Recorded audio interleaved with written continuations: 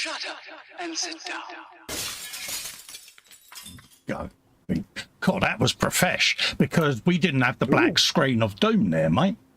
Ooh, did we not? No, because I managed to stop the conversation right in time there, mate. So well done. Good girl. Good girl.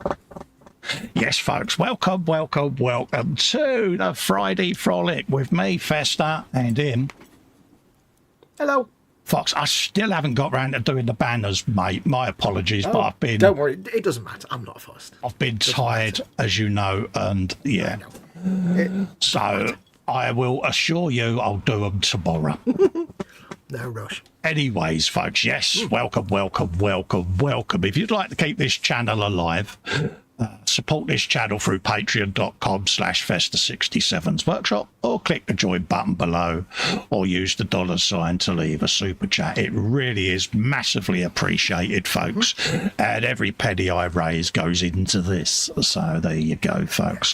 That also will get you access to the Zoom 24/7 off-air hangout, where you can get and go and meet the Groovy Gang, come and shoot the breeze. Me and Fox pop in intermittently at the moment, but as time allows, we'll start getting more and more frequent. So there you go, folks. I have committed to go in there more, haven't I? Yes, he has, folks. I've been busting his nads, and because, you know, participation is the key, dear.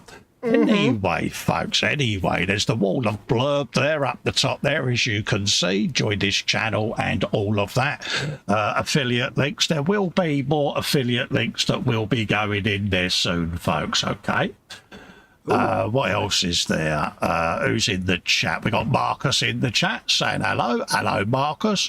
Myself and Fox. The chat's coming alive now. I thought YouTube had bombed then. James is in the chat. Says evening, morning. Colin Fox and all in chat. Festa and Fox Hugs. Hello, James. Love to you and Alicia and Shania. Hope you're both keeping well. Belly, bench, beverage, biscuits, baboon, balloon, and what was the other one you came up with?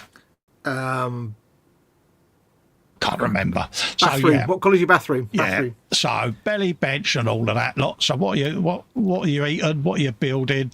What are you drinking? What biscuits have you got? What's your baboon's name? Mine's still Boris.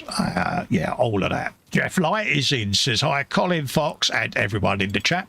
Hello, Jeff. How you doing, mate? Hey, Jeff. Love to you and Maggie. Hope you're both keeping well. James is saying hello to Jeff. There you go. I think while you're doing the bench, bed, belly, bathroom, bog, whatever, and all that stuff, you should also say, "Who is your daddy and what does he do?" See, I can't do the voice you can. Well, neither can I. But there you go. I can't help but notice there's a rather large DeLorean on your bench there, mate. Oh crap! Is there? Yeah.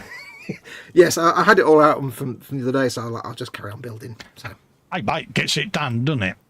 Yeah. It was already out and ready, so it's like, let's crack on. Everyone is saying hello to Marcus as well, the owner of the best nautical facial beardness in the world. Yes, I'm carrying on doing a little bit on my little poor old greebled tanky type thing. I've welded the turret on, because why not? And I'm now just building my little outriggers, but I'm also closing off underneath, just underneath the turret.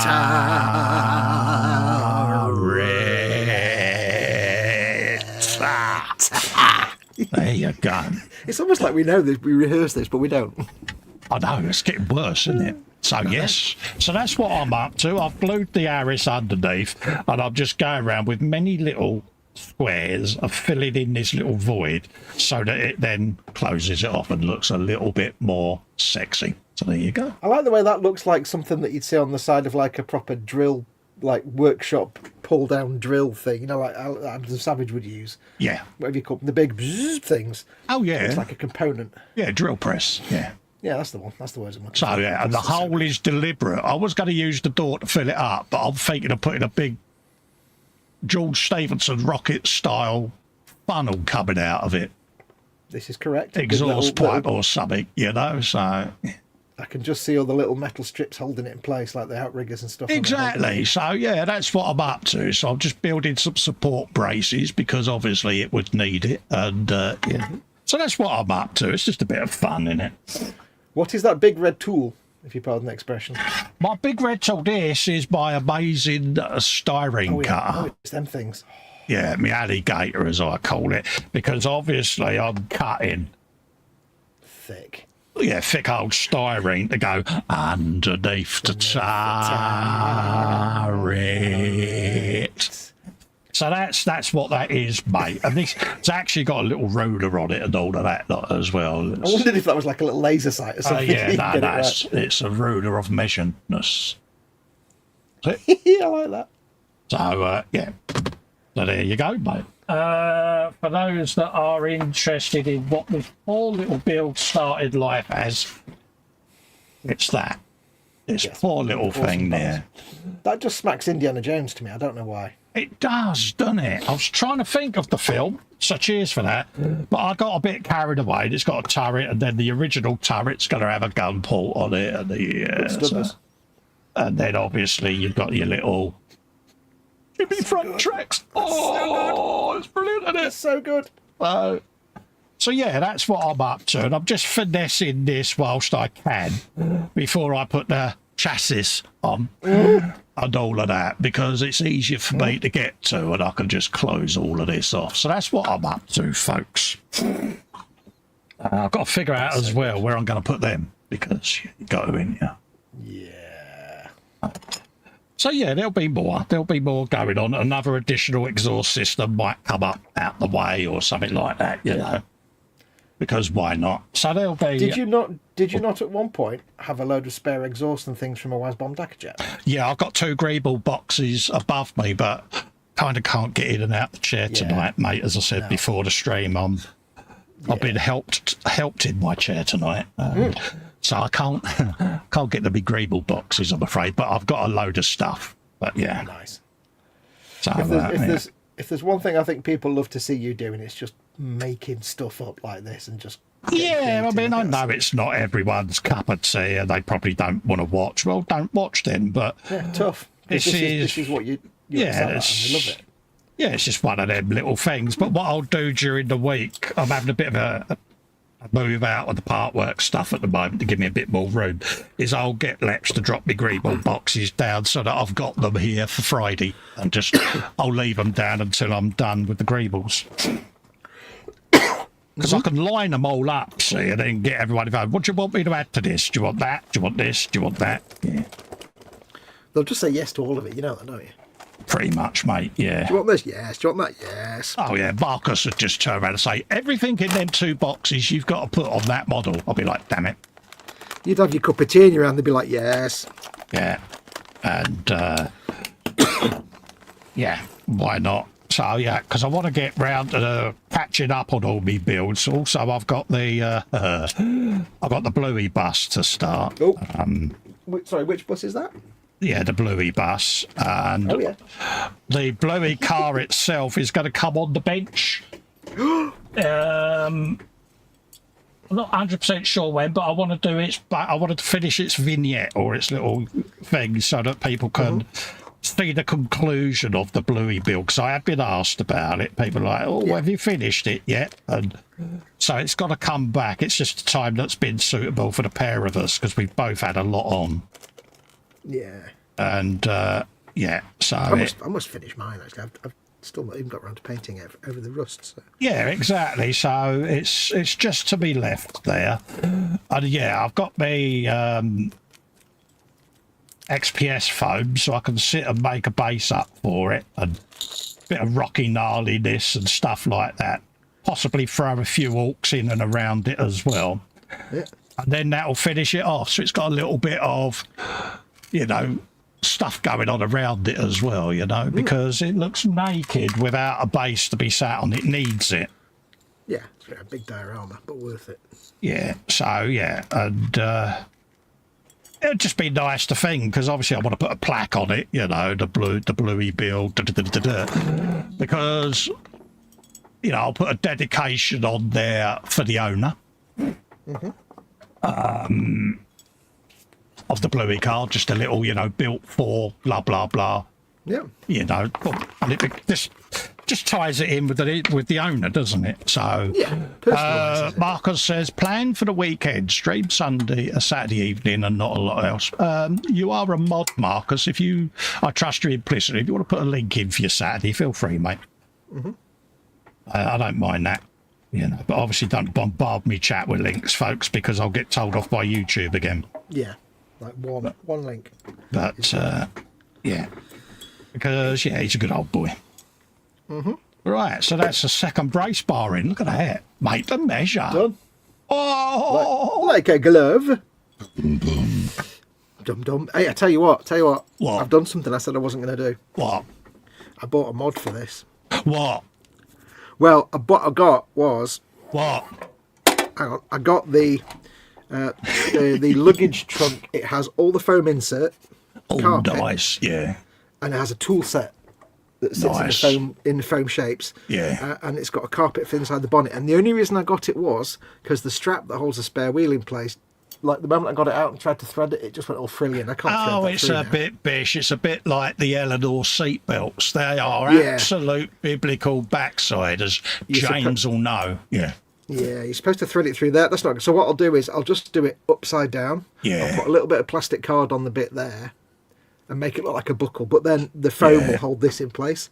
But it looks really good. It's got like it's like a Mike Lane thing with tools in the tool rack and everything. It's like cool. You're a tool rack. I modified my Batmobile because I didn't like the fact that when you switched the light on, it was just a red bulb. It's like, really?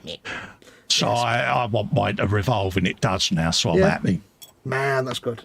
Jeff says, belly earlier was cottage pie. Beverage, my usual weekend tipple, Bacardi and lemonade. Nice. Bench, hundreds of brick bits for BMW bike and sidecar. Checking all the bits are there before. In. Yes, Always I'm going to be doing a big Lego build soon, folks. One of several that are coming up. So, be prepared, folks. Fox has seen the size of my box. I have witnessed his box on the bench. It is most impressive. How did so wrong? He put his box on the bench for me, and I was overwhelmed by its mass. Let's just say, in all dimensions, it was rather impressive. I got all flustered and everything. You got flustered, yeah. I got embarrassed. Yeah, now. you're the one that had to lift it up. I know. Do you want to see my box, Fox? As his teeth went flying across the bench. Underneath your boxes. But yeah, so that's going to be coming up. I'm going to be doing a build as well that James and Alicia got me for my birthday. So that's coming up. So yeah, there's going to be a little section on the channel up here that's going to be all Lego related, because now I've moved my gaming to be a companion gaming channel, plug intended. I like that. I've now got a section that I can put all the Lego stuff in. So there you go. The legend that is Lord Hugh of Gordon is in. Says, evening, Festa Funkle and Play Wolfie Slowly, all in chat too. He put a post in the group which was Simon and Garfunkel Festa, and I saw that. That was awesome. Jeff says that sounded totally wrong. It did, mate, didn't it? I kind of made a boo-boo there, Jeff, didn't I, mate? Yeah. Honestly, like when we're not live and streaming, you know, he's getting his box out all the time. I have to sit and look at it all day long. His box all on the bench. I'm not happy unless I'm flopping my box out, mate. I know. Always with it. I'm like, dude, I've seen your box so many times. There's nothing new there. There's nothing new and exciting for me. I was going to tattoo a big X on it and show it to Fox and say, look, it's Xbox. See what I did. I would have actually been impressed by that. You would have been, wouldn't you? I would have been, yeah. What else has happened? Oh, yeah, I nearly forgot. I'll just put this to one side whilst I... If he's putting something down, it means he's excited about something. This is I'm about to tell him my proud dad announcement of the week. Oh, yes. Well, I say of the week. This was early hours of the morning. My boy's a bit like me. He's an insomniac. My youngest sent me a message. Here, Dad. Yes, one each side of my head, son. Have you? Yeah, all right. He said, joke's old, Dad. Could we move on? He said, you're going to be really proud of me. I said, well, I'm always proud of you, my son. Oh. Why is that? I'm building Gundams. Dun, dun, dun, dun. Where did this come from? Exactly. Wait, is this... I take it this is Lex who does he's got his Warhammer as well. Lex has got Warhammer. Cal but does Warhammer. Cal's my youngest. Lex is my eldest. Yeah. Lex lives here. Cal's got his own gaff. Yeah, I wasn't sure. So yeah, and I said, "Oh, when you started that?" He said, "I've been building them for a couple of months." Do you know what else? Do you know what else I found out tonight? Go on, tell me, because I don't know this. Recently, when they went out, we're going out for today. Thought nothing of it. Do you know where they went? Did they go to the place? They went to the place up north. You know the place up north? They went to the big place with the... They didn't tell me. I'd love to have tagged along. They went to Warhammer World.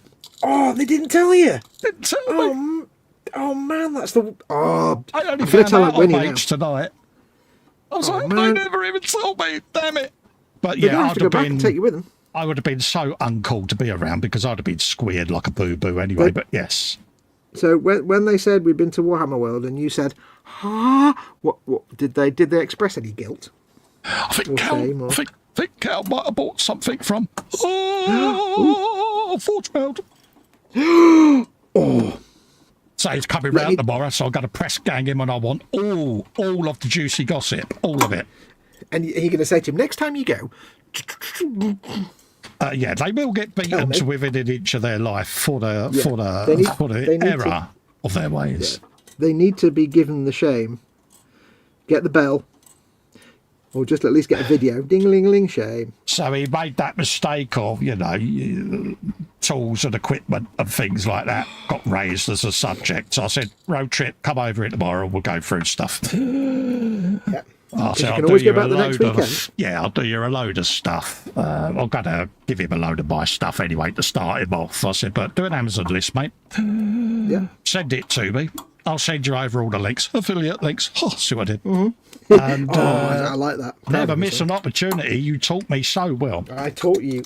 Yeah, I've taught you.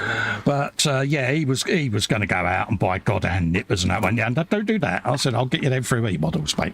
So, we'll sort that out for you. So, but yeah, didn't take you. And do you know what he says? Have you built Gundams? I went, the bears in the woods. Mm-hmm. We know they do, by the way, because I sent Fox a picture officially in Hunt the Call of the Wild. I went after a grizzly bear and it did something in the woods. He sent me the glowing scannable scat. Absolutely, yes. We're not talking jazz. Bears do in the woods. Yes. Yeah. At one point, he's like, "Oh no, there's a bear." I said, "Is it pooping?" Yeah. I was all manly. There's a bear. Fast travel. Yeah. I can't believe they didn't. So he's over tomorrow. So, Dad will have stern words and say, yeah. There's only mistake you've made is you neglected to tell dear old Pater that you was going to Warhammer World. But that's all right. Mm-hmm. I'm over it now. No, I'm not over it. I'm not over it. Dear old Pater that builds Warhammer. Yeah. But it's okay. I'll give the solicitor a call on Monday. Just double check the will. So look, I've got him on hot dial just in case. Well, I may have said to him, you know that vinyl collection that you cover? Yeah. Yeah. He went, you wouldn't. I went, when you going again? He said, yeah. He said, we'll let you know when we're going again. I went, next weekend, Dad, next weekend. Yeah, it's funny what a vinyl fret does, isn't it? Yeah. Oh, yeah. Now, I have to say to people, and if you've never been to Warhammer World,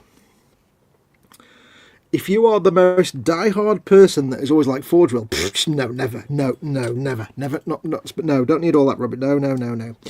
I defy anyone to walk into the one and only Forge World store in the entire world, in Warhammer World, in Nottingham. Walk into that little store and not come out with something. Because not only do they have all the models just in unpainted bare resin, and they're beautiful to look at, lined up in the glass shelves, they also have stacks and stacks of the white boxes. So the moment you walk in that door, you get the fizz. Yeah. You can't help it. And you don't care what it is you're buying. You really don't care. Is it proper fizz? It's proper like trouser tent fizz. Yeah. So, and the best thing is that the staff that are in there, it's quite good, because I've read this from other people as well. They're specifically like charged not to interact with you until you go to pay for something or ask them a question. Oh, right. Because they know that if you walk in there, you're going to go out with something. Yeah. They don't need to pressure you. They don't need. So they rather just stand back and be like, I'm going to say nothing. Yeah, you don't get the hard sell. Yeah, and he will walk out with a Titan. Yeah. So I challenge anyone not to go in there and not get at least some partial fizz. It's just... So yeah, he's coming over tomorrow to the cave. And it's like, yeah, do you build Gundam? I'm like, really? So yeah, the Gundams will be out, because I got a new Gundam. You did? Yeah. I've already given him a name. Oh yeah. I'm going to get my box out again. He's getting his box. He's getting his other box. He's got more than one box, you know. That's the mate, thing. I'm a proper tart. You know this. 100 years ago, he'd been one of them travelling carnivals, the man with many boxes. Oh. Just excuse the old man noises, folks. I do apologise, but I'm systematically stretching whilst on the chair. So yes, it's me desperately trying not to fall out of it, because don't fall out of it. Pardon me. Let's just move that out of the way. Let's change me camera angle. Stand by for box action. I have bought this. Yeah. Oh! Yeah. Because, was it Phil East? I can't remember. It was on the Sunday show, wasn't it? But I'd got one and had done it in the military colours, and I immediately fell in love with it. So I got this. But I've already decided that it's got a name. Mm-hmm. So, ladies and gentlemen, I would like you to meet Marcus. Marcus of the Angry Gundam, who's dropped something. The carpet monster's got it. It's a bit of photo etch that he really needs. And he's now looking at him going, I have got my big claws of grippiness out, and I'm going to come and find you, you naughty boy. So there you go. So he's got his high energy backpack and all of that lot. So yeah. He's also grumpy because the thing he dropped, he can't actually pick up in the big pincers. Absolutely. Anymore. So when that's built, there will be a name badge on it. It's going to, obviously, with the man's permission. If he gives me his permission, I'll put the Marcus logo on it and his name badge, because I thought, why not? So there you go. Give a little, hi, my name is Marcus. Yeah, and I might even put a soundboard in. So yeah. Oh. So there you go, folks. That is going to be my Marcus the Gundam build. Charles Zagok. Got to be done, innit? If you don't know the law, they are underwater mobile suits. Absolutely. Yeah. If I remember rightly. Oh, fiddly tiny plastic part that's black on a black background. Fantastic. Right, let's put you sideways, shall we? Wow, this bodywork's a massive fingerprint magnet. So yeah, so that's got to be done. So my boy will be proud of his dad seeing that tomorrow. Yeah. So I'll be like, yeah. I know the first thing he'll say, why's it got Marcus written on the box? That's to remind you that his name is Marcus, and that's what the build is going to be. Because people that take me to Warhammer World get things named after them. Yeah. I mean, did I say that out loud? Sorry. You did. But yeah, I just thought that would be something a bit quirky. And he'll have a little vignette that he's stood on and be doing his things. There we go. 66, which is 66. I am really quite sad, aren't I? But nope, not at all. 66H. I'm doing wiring, Festa. I'm doing wiring. You go careful. I know, I might have to, sit down. What was I doing? That bit. On there. Got some distractions. I just can't believe it. What's that, Keys? That they didn't take to Warhammer World. Oh, mate, yeah. I mean, you know, as you know, there's through the tears, you know. Yep. You know, I sat there last night. I was messaging you. Mm-hmm. And he told me that I changed my T-shirt because with the tears it got very heavy with the dampness of the tears. Damp But I was brave. I manned up with the tears. Yep. You know, so, yeah. But that's all right. You know, I said to Helen about going down to solicitors and amending the will. She's like, sleep on it, love. Come on, don't overreact too soon, mate. Sleep on it and decide that again in the morning after some sleep. But it is, after all, your vinyl. So, you know, he needs to learn the error of his ways. I was like, thank you for your support, love. It's like sleep on it and then remember in the morning that it didn't take you to Warhammer World, and then you can carry on doing what you were going to do. Do you know the first thought I had when I woke up? Yeah. You're sacked. Yeah, you're fired. Yeah. You're the fired. weakest link. Right. Goodbye. That's all right. I'm over it. You're there going. There is no way that boy came from my loins. Yeah. Hugh says that's a remarkable resemblance. It's the first thing I thought when I saw it, Hugh. It does look like him, doesn't it? You know, so I am tempted to do the face nice and red, just like Marcus when he's having a wibble, you know. So, Good old Marcus Wibble. So I might have to put a little soundboard in there of the legend himself. You know, there might be a beard applied. Who knows? Who knows these things? Yeah, bit of you know, fuzzy stuff for the beard. That'll work fine. Well, I might, because Gundam, they're mobile suits, aren't they? So they're quite large. There's a dude inside. So if the dude is visible or not visible, I might do a little acetate window so you can see the dude in it and have the dude with the bald head with the white beard. And you know where this is going, you know. Yeah, as a master grade, it should have a cockpit with a dude in it. Hugh says, don't dribble now, Carl. We are over 13, don't forget. No, I'm 5.5, mate. 5 years and 7 months, mate. Absolutely. So there you go. That's. I've just installed a switch. Dude. An actual switch. You need to go to the doctors, Monday, because you are clearly ill. I'm wondering if this is like when you open the door, either the puddle light comes on. Yeah. Which I found out from my brother who works at Ford that's what that little light at the door is called, puddle light. Oh, is it? That's so that you can say getting your wife's feet wet, yeah? Yeah, I didn't know they were called puddle lights. See, I'm lucky H has got web feet, mate, so yeah. That's, good job she don't watch these. Oh, wait! Yeah. Oh, wait! No! No. Stop trying to get me to say things, well-spoken man. He says, and I hope she watches it back and blames Fox. I said, yeah. She's sitting there going, Oh, sugar lips. Oh, sugar lips guru there. He never gets in trouble. The well-spoken man can do no wrong. Yeah, no, don't pick on a well-spoken man. It's like, oh, God. Yeah. I called you sugar lips once. She said, stop picking on him. Leave him alone. I said, oh, twinkle toes, he can't do nothing wrong in your eyes. Leave him alone. Damn it. I didn't ask for any of this.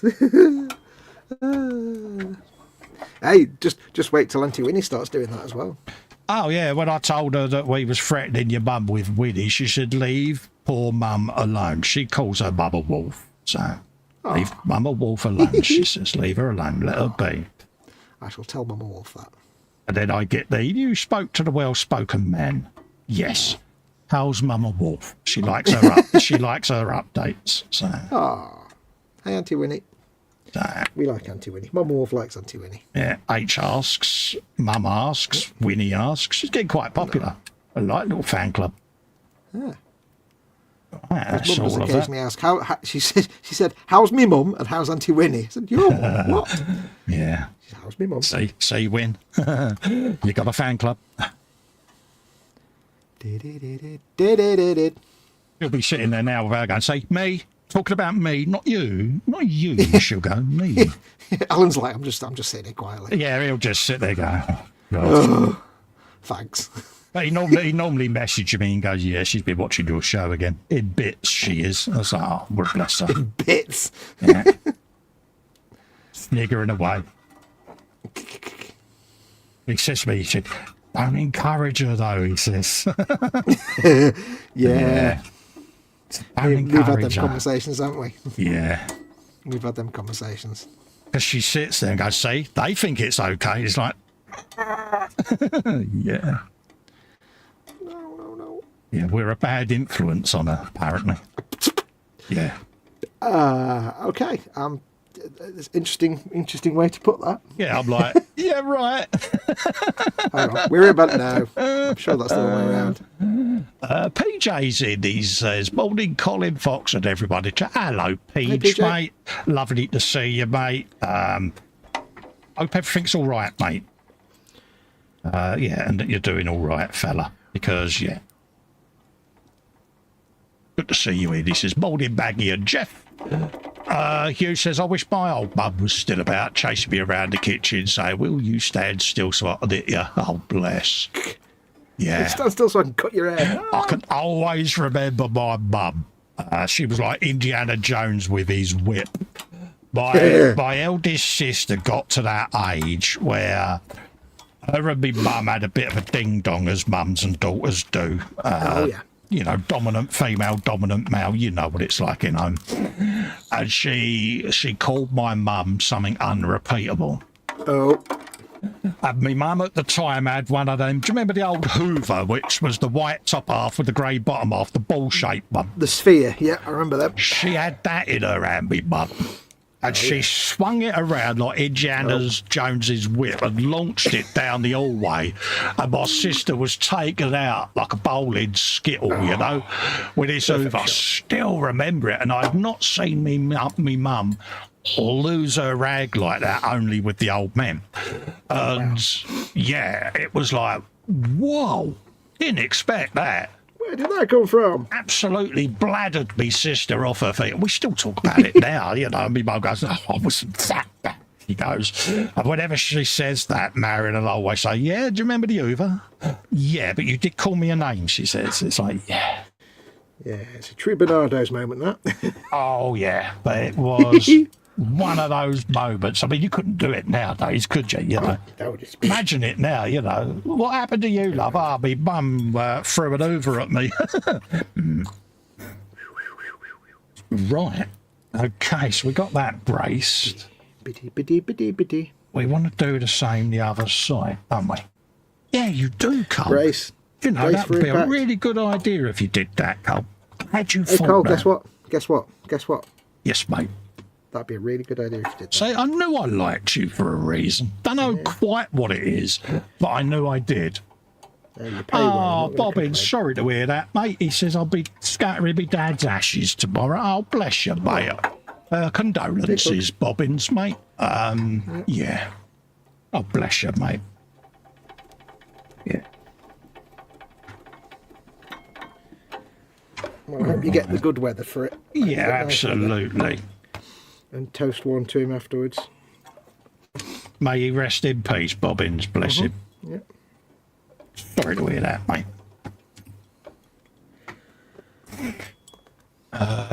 What else is going on in the chat? Because I'm completely rubbish.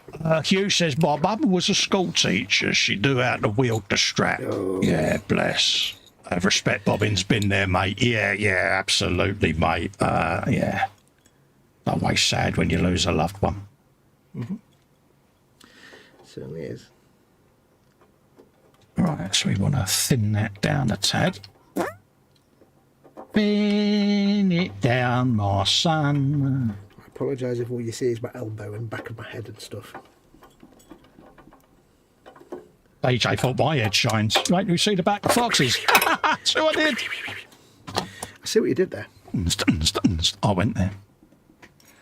Calling me whelmed. Oh, bless you. Sorry, he said he passed a couple of years ago, so we're over it. Oh, mate, honestly, mate, it's still the same, no Bobbins, you know, still, you know, condolences, mate, because he was your pops, you know what I mean? Yep. But, yeah. Still got my dad's ashes here. Have you really? Spotted You've still one got that, yeah. Yeah. He died like 23-4 years ago. Yeah, H had my mum scattered, but they wear a vial with like some ashes in it, the little girls. Yeah. You know, and it's, yeah, they were so close, bless them as well. So it's like, you know, when H said about it, said, do you think that's too much? I said, look, you was very close to mum. I said, you do what you like, darling. I said, some people have a posthumous tattoo done and have some put in with the pigment. I said, you do what you like. You mourn and show your respects how you choose to. Yeah, it's whatever you think is right is what is right. Absolutely, mate. completely private decision. Yeah. Yeah, I know where my mum. Well, I know where my mum wants my dad to be scattered. Yeah. Well, sort of. Oh, right, yeah. So mum wants to be scattered underneath this big old tree at the Manjushri Institute in the Lake District, which is a Buddhist institute. Oh, right, yeah, yeah. Where they used to go when they had a caravan. Yes. But she also thinks that Dad may have been want to have been scattered on one of the Scottish lochs. There's a loch with a little tiny island, but we can never remember which one it is. Yeah. It's just never come round. So he's got his little jar, and it's like all Chinese tigers painted on it for some reason. Mum put in this little jar. Yeah, B&H have decided that our ashes will be scattered at Findhorn, where she was raised and born and raised. And she said, what, do you want to be scattered in London? I went, nah. I'll be scattered with you, love. I said, wherever you go, I go. And I said, so she said, well, I'd like to be scattered in Findhorn, at the beach where her house was. I said, fine, that's good enough for me. Yep. Yeah, you should have no reason to be scattered in London, would you? No, I've got no reason to go. No. That concludes issue. There you go. So that's one of them. Happy day. I did wiring and nobody died. Do you know, I'm so proud of you, but saying that, have you switched it on yet? Oh, God, no. They haven't actually even sent us a battery pack yet to test anything out on. I don't know at which point I don't think anything's actually installed that the electric goes to, because we haven't got any lights or anything installed yet. So. Well, I'll do you a little pack and send it up to you. A little tester, it's not biggie. Well, they might send one when they actually send us some bulbs and stuff. Yeah. We haven't got any lights on it yet. It's unusual that we've actually got a lot of the wiring done, but nothing to actually light up. Yeah. Yeah, it's a bit lame then, isn't it? Yeah. I think they would have sorted that out for you. A bit disappointed there. Yeah. I'll complain at free. Yeah, you can. Yeah, we can. We're British. Screw it. We're British. I'm going to write to the Daily Mail. We complain about two drops of rain on a windowsill, mate. We're Brits. A nation of complainers. Well, we're Brits and depressive, so we complain about them and then we get depressed about them. Yeah. Right. I need to try and be on camera at some point, though. Right. I need to open a new box. Yeah, I've got to get my box out. I am trying my hardest, but yeah. Do you want to see my box? My box isn't as big as Festa's box. That's what he did there. But it's full of good stuff. Ew. I see what you did. Let's just check that. Many. Oh, great. It's a screw bag. Many bags of mahogany. Ooh, and a door. Yeah, a bit more. I want to be a door. So I did. There you go. Perfect. Ladies and gents, says Marcus, I have to be off. Great stream. Enjoy the rest of it, Colin the Fox. Cheers. You take care, Marcus, mate. Lovely to see you. Always nice to see him. But yeah, as soon as I open that Gundam, I'm like, yeah, that's so Marcus. Has to be done. It is the order of things. Oh, I think I'm building the doors now, so I can put the body shell away for the time being.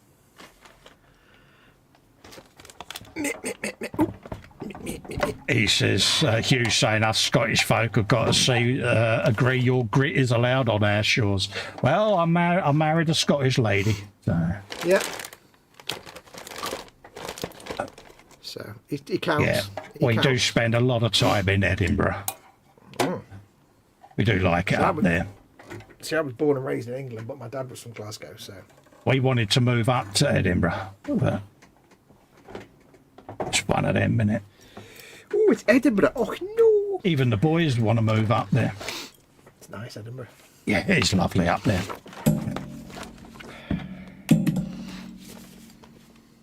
Right, 67. 71.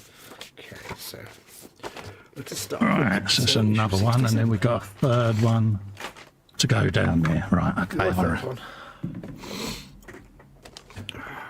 Jeff Light says, now we know who to blame if all the electric goes out. Yeah, if your electric goes bang and it makes the news, you know, the UK is in darkness. Thanks, Fox. Yeah, you'll all be sitting there going, really, that guru bloke, he had one job to do. He had one job. And he did it very well. Right, that's 67. Loch Marie is well known for burials, Wolfie. Doesn't ring a bell. It's one of the lochs with a small island in it, apparently. Yeah. Which he used to go to as a lad. Steve is in, says, good evening, modelling Muppets. Good evening, Steve. Hey, Steve. Hope you're keeping well, mate. Hope you're keeping well, bless you. Yes. Oh, it's nice to see you. I'll try now. I'm going to turn my microphone off while I open this plastic bag. Hang on. So I do what you like, mate. I don't mind. It's gone all professional now, folks. Muting the microphone when opening bags. When did you become this profesh? I know annoying when I see it.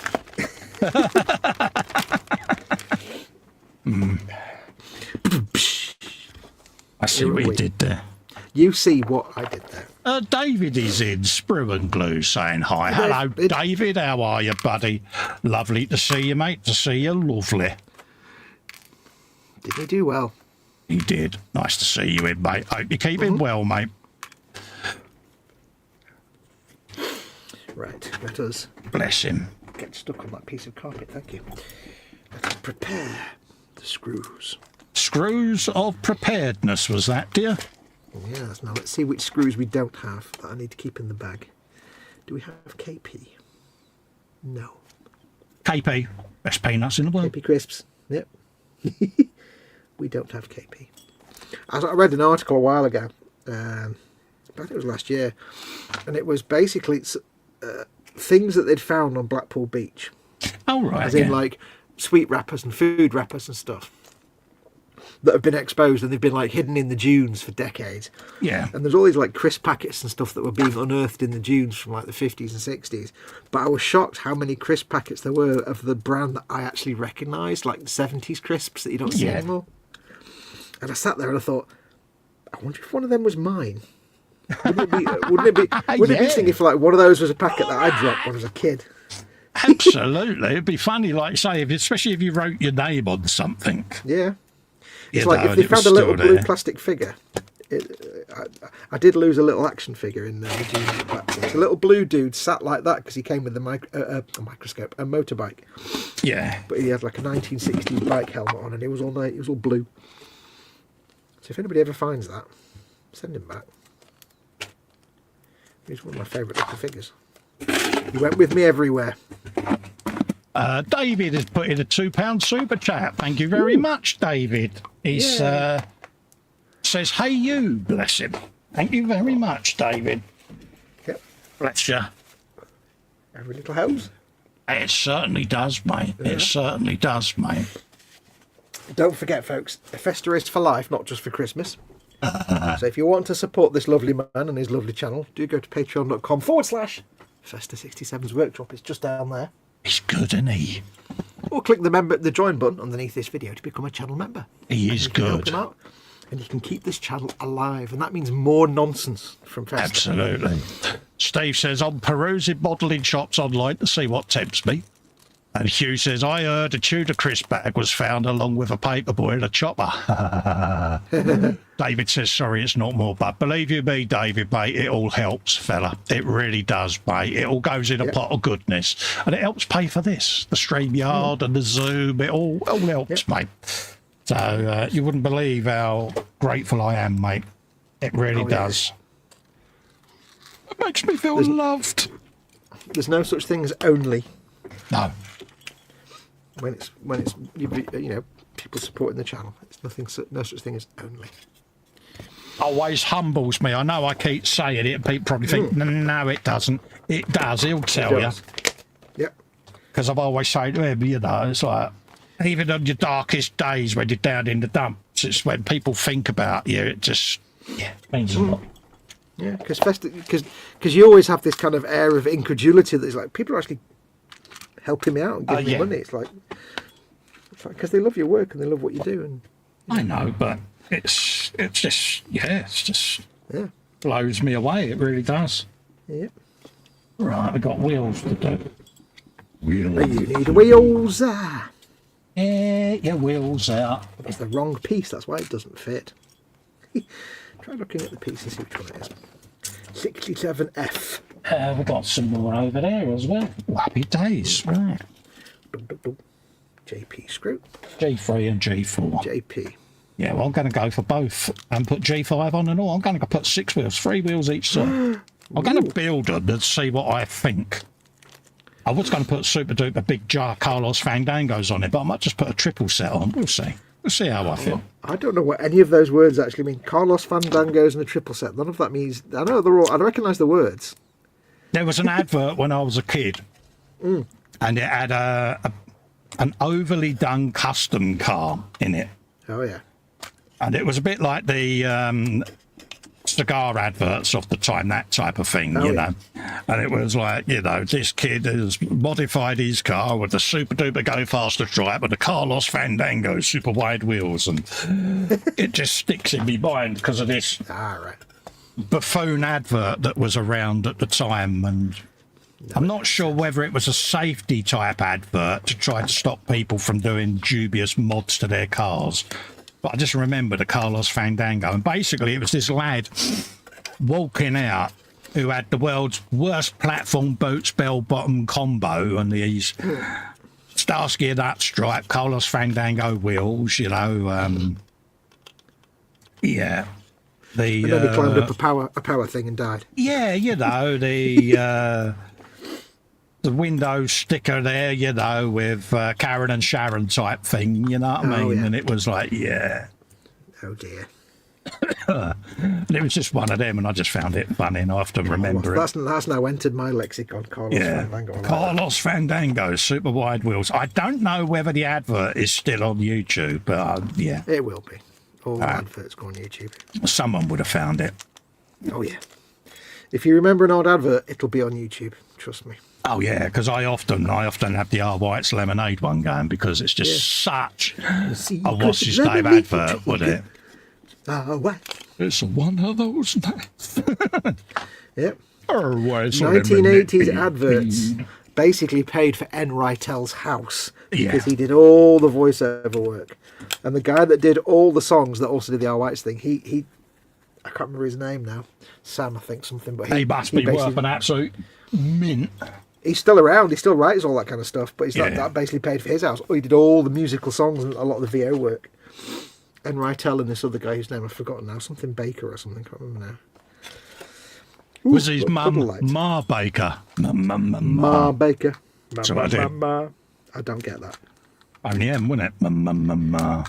Oh, I wouldn't know about Boney M. Do you know about Boney M? Absolutely, mate. I wouldn't know about Boney M. Yeah, I used to rock a bit of Boney M, mate. Don't forget, I had 2 sisters, mate. That's true. So, yeah, all of them sort of tracks were playing, you know, so... My taste in music immediately earned me a pair of headphones.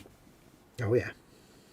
So, yeah, because, Motorhead and, you know, death metal and stuff like that isn't everyone's cup of tea, is it? Let's be honest. Yeah, no, as you learn when your video gets like the first 10 thumbs down, you're like, oh, yeah. Yeah, you know, and... he's playing that music again. I can't hear Boney M. Yeah. That voice sounded familiar. Did you tell it when they saw it? Yeah. You're right. Behave. Stop it. Right, where's this? Where does Get this me in trouble. Right. Behave. Okay, this isn't the right one. Yeah. How does that even match that? Oh, he's in mumbling part work mode. Oh dear. It's the doohickey. Oh, I see. That one is in... Oh, I get it. No, that's right, yeah. Hugh says, I might, he says, be ordering a late night kebab because I can enjoy, mate. Good shout, Hugh. Do it. What kebab? Tell us. We need to know all of the sordid details. I got him the other night. I said, here, I tried to do blokey culinary delight. He went, oh, do tell. I said, a tin of Heinz Heinz beans and sausages poured into a buttered pita bread with brown sauce. You should have seen the state of my goatee, mate, after I chowed down on that lot. An elegant mess, I think, would be the right way to describe mate, that. I tell you, I let out the artiest of burps afterwards, and I was like, God, that was blokey heaven, mate. Yeah. Well, But I told my missus, she's like, you are just so wrong. She said, but actually, that sounds quite nice. Yeah, I need to try that now. I need to get some pita breads. Yeah. Well, I'm going to be suffering tomorrow because I sent Festa a picture of my dinner, which was, of course, the traditional. It was the traditional can of beans and a bendy sausage chopped up, but I added to it a bottle of Fentimans ginger beer, which is one of the fizziest beverages known to man. I know. You are so going to regret that. I ate it and I thought, oh, wait a minute. Oh, yeah, there could be a downside to this. Yeah. I have got chip shop fish and chips. Well, I've got half of Mama Wolf's Subway when I get back. David says, I hope you did the mop up afterwards. I was like Shaggy out of Scooby-Doo with a big long tongue going around the beard, mate. Yeah.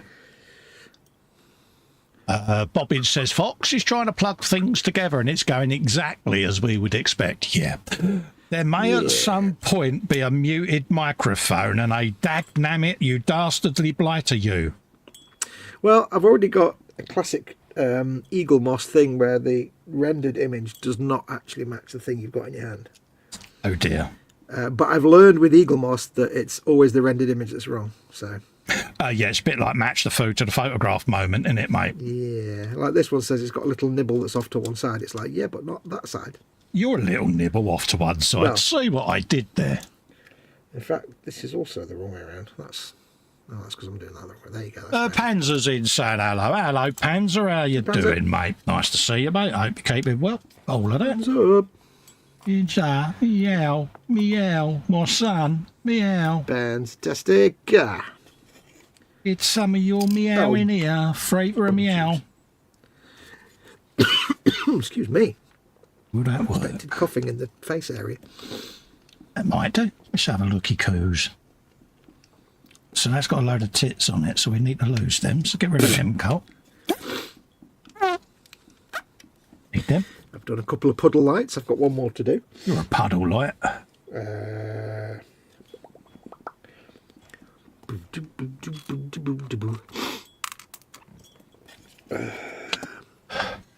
So, yeah. Hopefully you keep it well, Pans. Nice to see you in, mate. Oh, I have some information as well. Talking of Ford earlier on. I had occasion to speak to my brother when he visited the week. Yeah. And I expressed to him the universal disdain for the new Ford Capri. Yes. And he explained the thinking behind it. Oh, dear. He said, you're not wrong. In fact, you're absolutely right. It is an absolute abortion, and it's nothing to do with the original Capri. However, he said, there's a reason it looks like that. He said, because it's not actually aimed at any of us. Yeah. He said, it's not actually aimed at anybody who knows what a Capri was. Because he said, they've been looking at all the reactions to it. And he said, all the reactions amongst the people who know what a Capri actually was are that it's an abomination, it's horrible, and it's nasty. And he said, the problem is, it's designed for the boom. It's designed for the millennials. Yeah. Who don't know what a Capri was. And he says, amongst them, they really like it. Yeah, and they are the next generation of car purchasers. Yeah, and he's saying, so basically, they're not trying to appeal to us who remember Capris. He said, that's why it's completely different. He said, they're just going for a completely new market. They said, this is the Capri. And they're all like, oh, that's nice. And they like it because it's a bright colour, apparently. Yeah. He says, I'm fine. I'm working away while having a meal break at this particular moment. Yeah. No, it's nice, mate. Nice to see it. Hopefully you keep him well. Because, yeah. He's working away on the crest of a wave. I don't know what that is. I don't know either, mate. But you're happy. It just kind of happened. Right, so we've now... I've got to do threading and looping. Right, so see, why did I think of Monty Python then when you said lupins? Lupins. Yeah, it's a sketch. Robin Hood, yeah. with his lupins. It's just a Monty Python thing.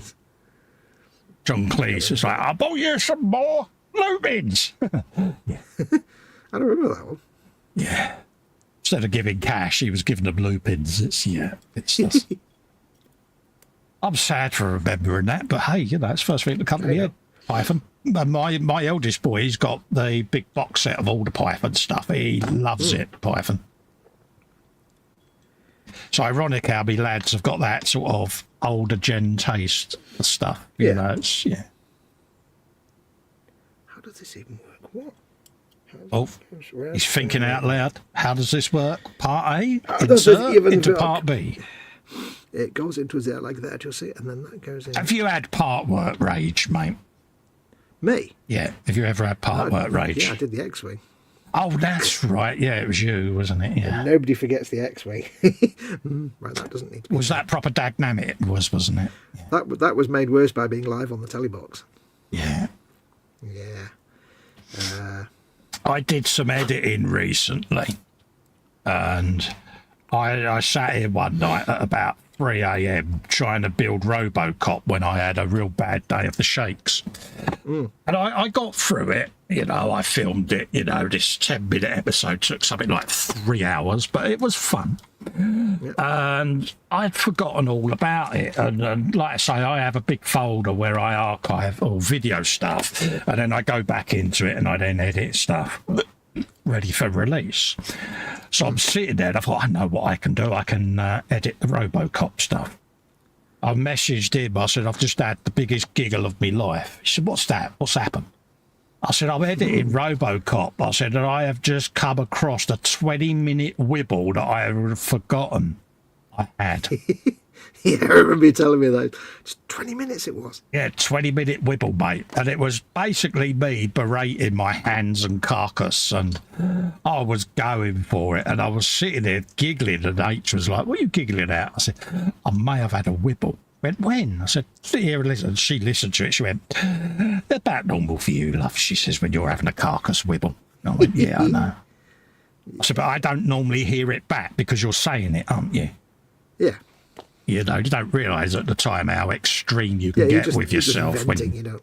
Yeah, you berate yourself, Edward Spannerhands and all of that lot. But you just heard this fadunk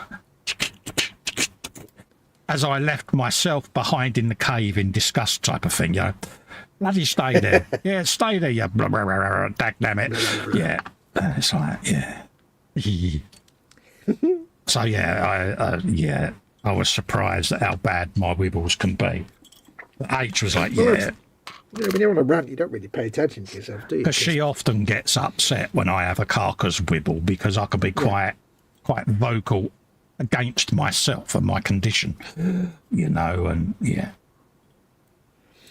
She went, yeah, it's about right for you, she says. I said, oh my God, I feel awful. She went, no, it's funny. She said, I try not to laugh. Yeah, but it is funny, some of the names you call yourself. She said, it's quite comical.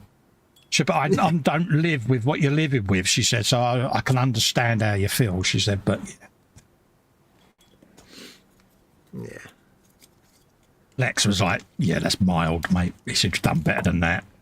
He said, you're off your game there, mate. He said, yeah, no. 7 out of 10, mate. 7 out of 10. He said, for you, he said, that's quite lame. He said, even I could do better than that. I was like, really? Really? So hard to impress your kids once they've grown up, innit? Yeah. Yeah, once they're an adult, they're not impressed by anything you do because they're an adult. Okay, so what you wanted me to do was that, not that. Okay, so why didn't you just tell me that? Panzer says, I can confirm Fox has had X-Wing part word rage. It was a classic. Fox wibble moment, and boy did I laugh. Was it up there with one of Marcus's wibbles hands? Oh, it was installing the wings on the X-Wing, and it was absolutely biblical. It was, it was not I had to apologise. I'm like, really sorry about that.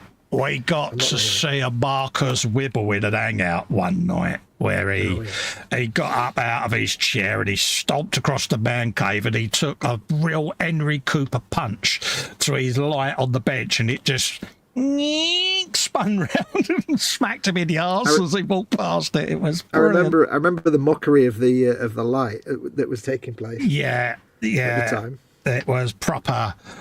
Yeah, abuse to lamps and all of that thing, you know what I mean? But It's just one of them, but Marcus, bless him, is highly amusing when he goes off on one.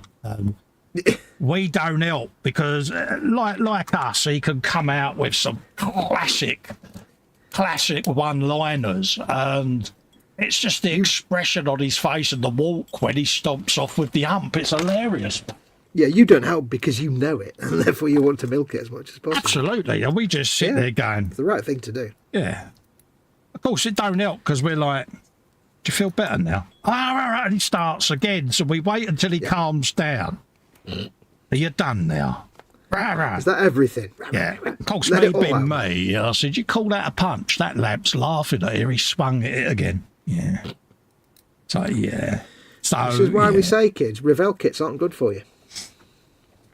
So, yeah, mockage was had. It was a highly entertaining thing in the Zoom for many a month. Yeah. Bless him. But he took all the banter in good jest, bless him. I give him that. You don't get that far in life with that kind of beard without, thumping a few lamps here and there. But it was sweet. I've made a strap. I've got my strap on. I'll rephrase that. Look at the post-it note. Look at the post-it note. Look at the post-it. Yeah.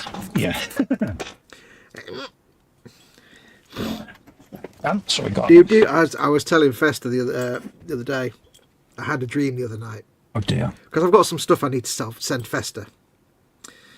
And I was dreaming, and in this dream, I was doing some stuff, and then I thought, I've got that stuff I need to send to Festa. So I got it already, and I was like, right, I've got like 500 coffee stirrers. I'll put them in a little jiffy bag. And I need to send him a pack of food dyes, because I got like a pack of like 30 different food dyes, and I've got no use for them, so he can use them in like weathering and stuff. They've shortchanged me a screw. That's not good.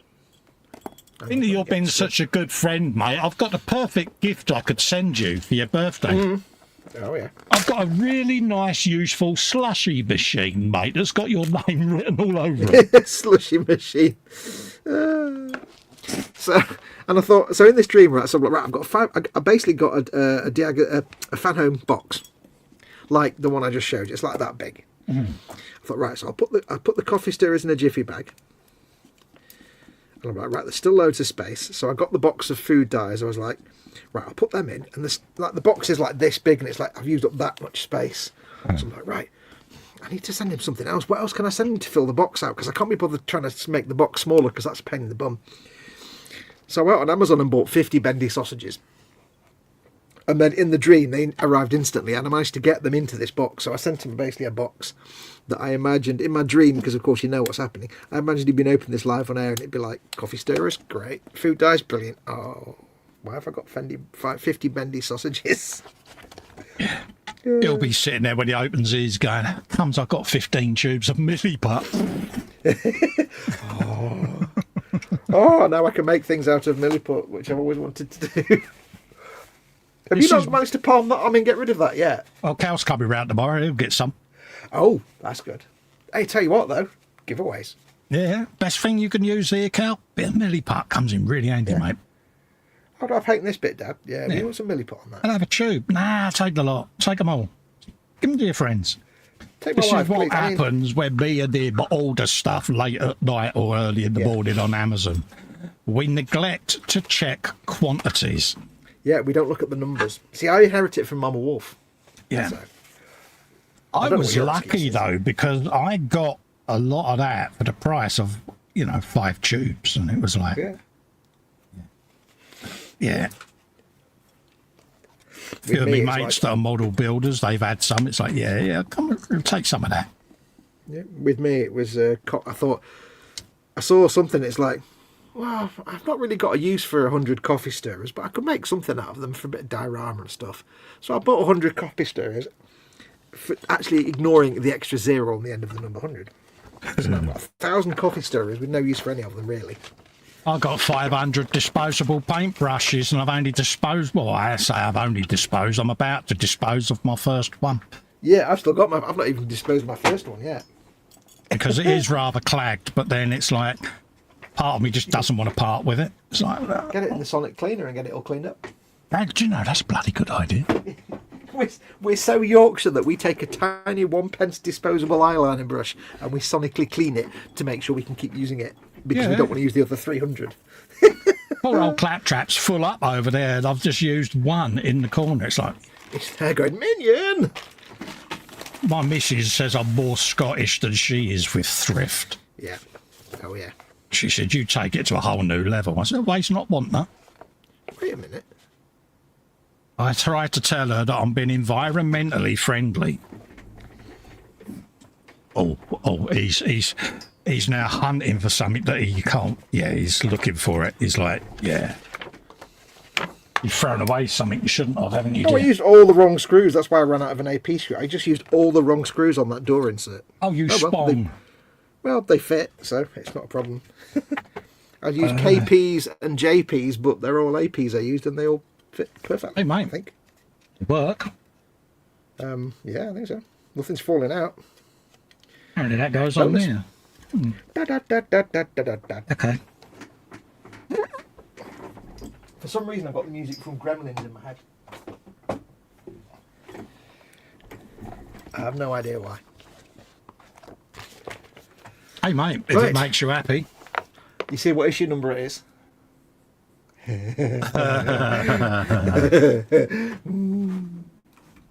Yeah.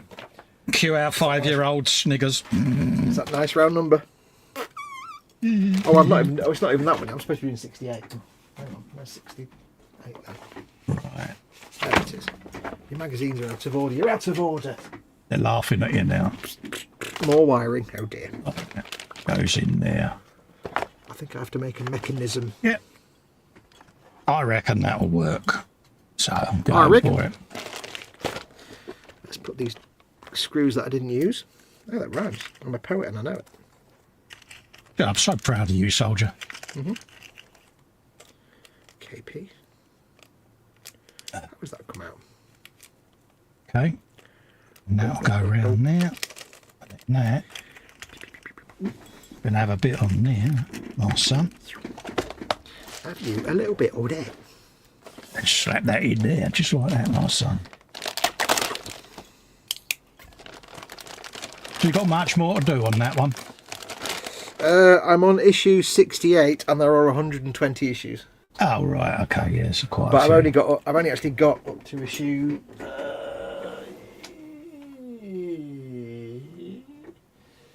81. So oh right, 40 issues to come, which is 5 or 6 packs, I think. Yeah. Do. But I've got all the ones for the GT40 now, so that can be finished off. There you go. So that's that. This poor little thing. So you've got a bit of that going on. Make a mechanism. Oh, you go careful. Oh, I've got windows. I better put some. Is it an official movable mechanism? Yeah, it's the window mechanism. Ooh. Dee.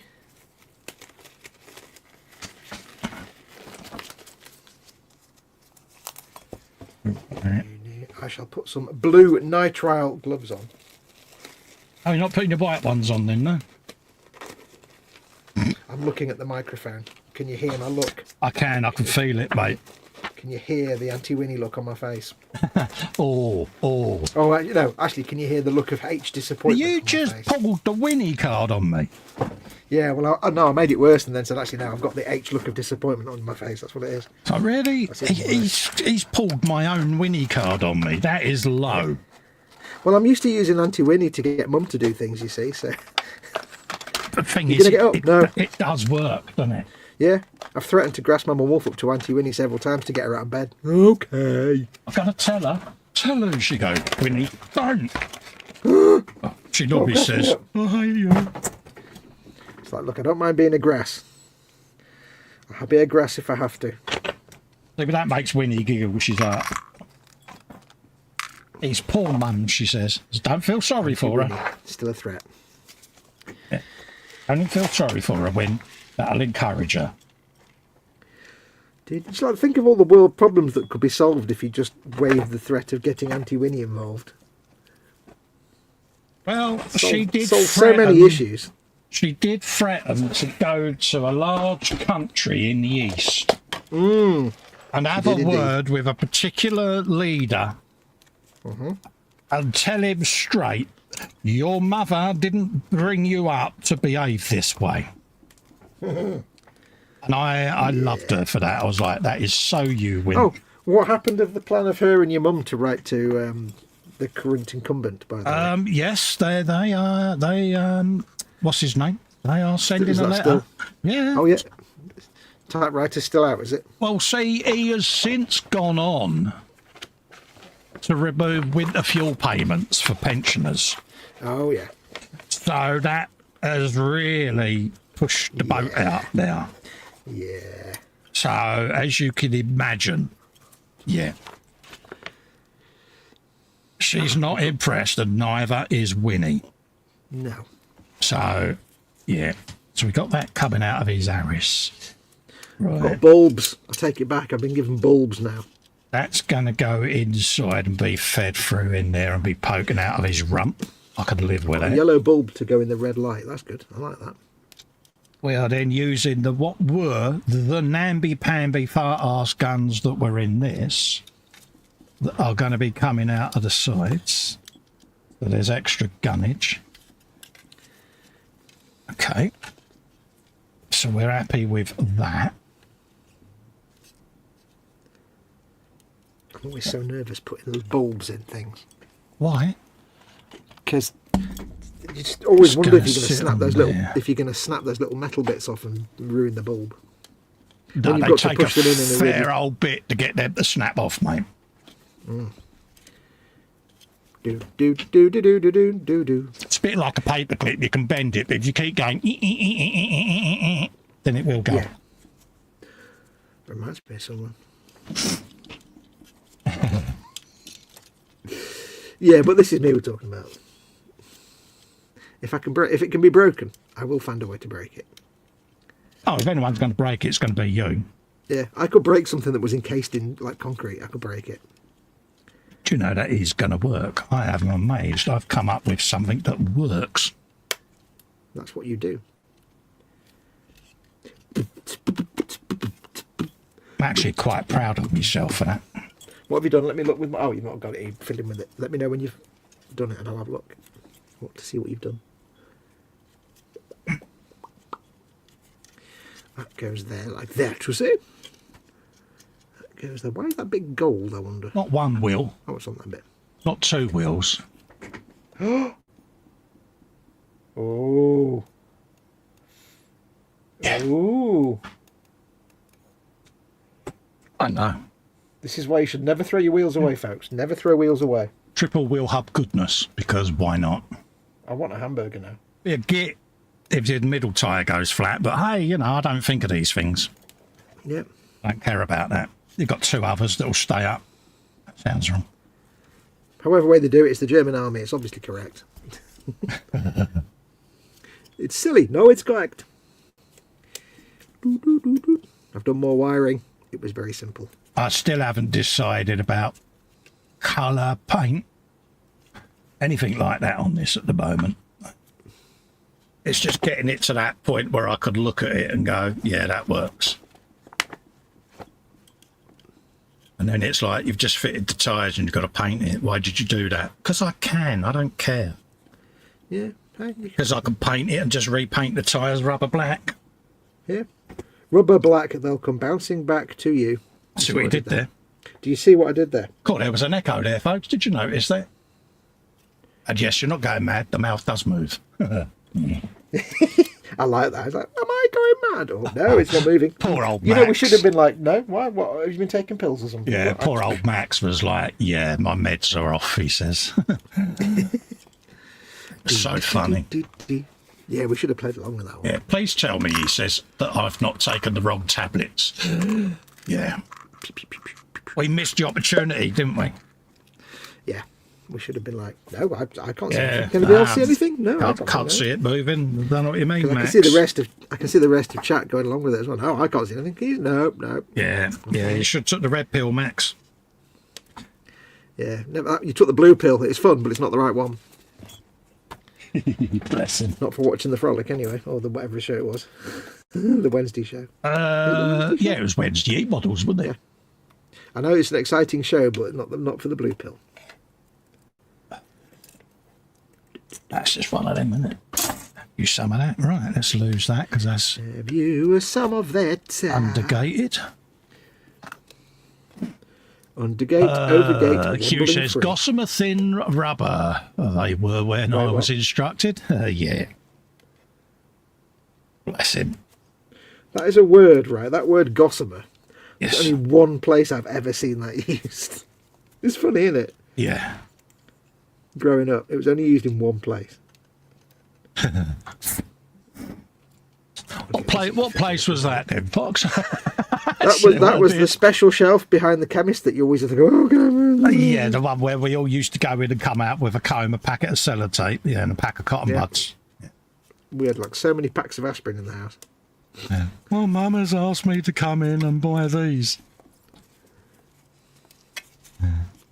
But then we're from the generation where it was still slightly embarrassing, wasn't it? Because obviously it was pre-HIV and all of that, wasn't it? So I tell you what, even when I was like in my mid-30s and like going into Tesco's to get some shopping and get a pack while I was there, I still felt embarrassed. It's like, come on, I'm in my mid-30s. Really? I'm a grown-up man. Yeah. Buying these things in Tesco's. Why am I still embarrassed by this? It's like, pack of them.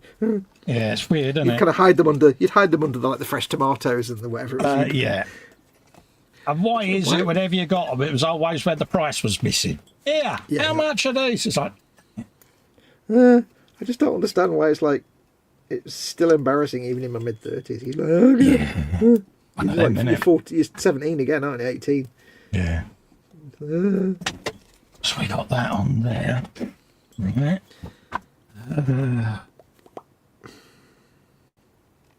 That was just one of them things, wasn't it? Life was such a nightmare when there was no internet. It really was.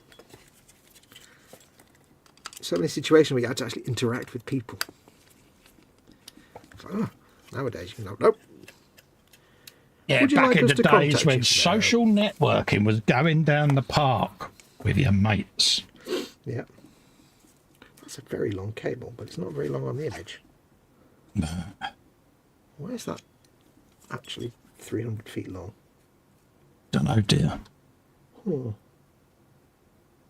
That's odd. It was like if you had the misfortune to use the machine in the pub toilet. It was always the most noisiest machine in the world with a sticky drawer. You'd walk into the bar and they'd all go, yeah, we know what you're getting. Yeah, because it was always like you'd be in the pub and there'd be like Led Zepp on the jukebox dead loud, and then it'd be something else dead loud, and then the moment you pulled the little thing, it was like the jukebox would stop, silence. Yeah, I still reckon it was rigged to the draw button on the condom machine. Yeah. And the thing is, you could always tell when one of your mates was like on a promise and they were having to go and get some, because they'd sit there like looking at the toilet all the time, the toilet door, and waiting for like to be no one, and they'd be like, he either needs a wee or he's going for some supplies. And someone would walk in and you would be stood there going, and they would always go, just get a pack, mate. Everyone in the bar knows what you've come in here for. Yeah. We all know what you're getting because we'll all hear it. It's just like, yeah, but you'd still get banter. Yeah. Isn't it funny though how it was such a thing? Yeah. Weird. Then suddenly you was all hip and trendy when you was buying them because you was being safe. It was, yeah. How times suddenly changed. Yeah. Right, we got a bit still of felt it. Embarrassed though. Oh yeah, all day long, mate. Which one's that one? That is that one. That is. Which one is that one? That is that. Okay, that's that one. That is that one. Spider Pig. Spider Pig. I've got cogs to play with. I'm making things. I am so impressed with you, mate. You've done that part where you've done no swears. I know. I ain't done no swears, nor nothing neither. You wait till I tell your mum. You wait till I tell Winnie. She's going to be so proud of you, mate. Well, she'll know because she'll watch and she'll see me not swear. Oh, no, but she's good. She's got a bed now. Oh. She'll be in bed now, mate. But she'll watch it tomorrow. Oh, yeah, it's a Saturday afternoon viewing, mate. Hey, Winnie. Well, it's like me. It's like my Sunday, like, well, when I was getting up in the afternoons, my Sunday morning or afternoon routine is to get up, get a cup of coffee and sit and watch your Sunday stream while playing like Skyrim or something. Oh, right, yeah. Oh, bless you. I can listen to your stream and watch it whilst I'm actually playing a video game. A chill out video game. Hey, mate, I'm happy with that. That's one viewer. Yeah, that's my routine. I've still got the Gremlins theme in my head. I've not even seen Gremlins since like 1980, whatever. Why have I got the music in my head? I don't know, mate. Why have you got the music in your head for the Gremlins? Panzer says Fox's embarrassment led to the invention of self-scanning at supermarkets. You know, you got a point there, but a lot of the supermarkets are scaling it back now, aren't they? Yeah, they are. The funny thing is people have been dishonest and not declared everything they're scanning. Who would have thought that? I used to hate doing that self-checkout thing until it actually became good, and it actually stopped being a rubbish system. Yeah. Because it's the old joke. If you're like a very awkward social penguin like me. Yeah. And like me and you are, basically, we're both like awkward social penguins. To yeah. One of the worst sounds we can hear in our entire life is the phrase, error in the bagging area, unexpected item in the bagging area. That's it. Yeah. Because then you've got to press the button. You've got the flashing red line, and he's like, "Yes, I don't know what I'm doing. I can't cope with bagging my own crap." You just run away and leave all the stuff on there. She wouldn't let me go near it because she knows I would. Yeah. Yeah, you would, pretty much. She said, if anyone's going to walk out, the stuff's going to be you. I said, don't you go tiring me with a Winnie brush. Could you imagine the fun she would have in a self-service store? Once, yes. Once. Because it would all be hers. Yeah, there's no one in here. Oh, happy days, she'd go. Yeah. Just take it, yeah. Because her philosophy would be, no one told me that. I just thought I could grab it, but that no one was it. No, that's not how it works, love. Yeah. It's your fault for not putting a sign up. Be like, yeah. Legend. The sign said, don't nick stuff. Yeah. Ooh,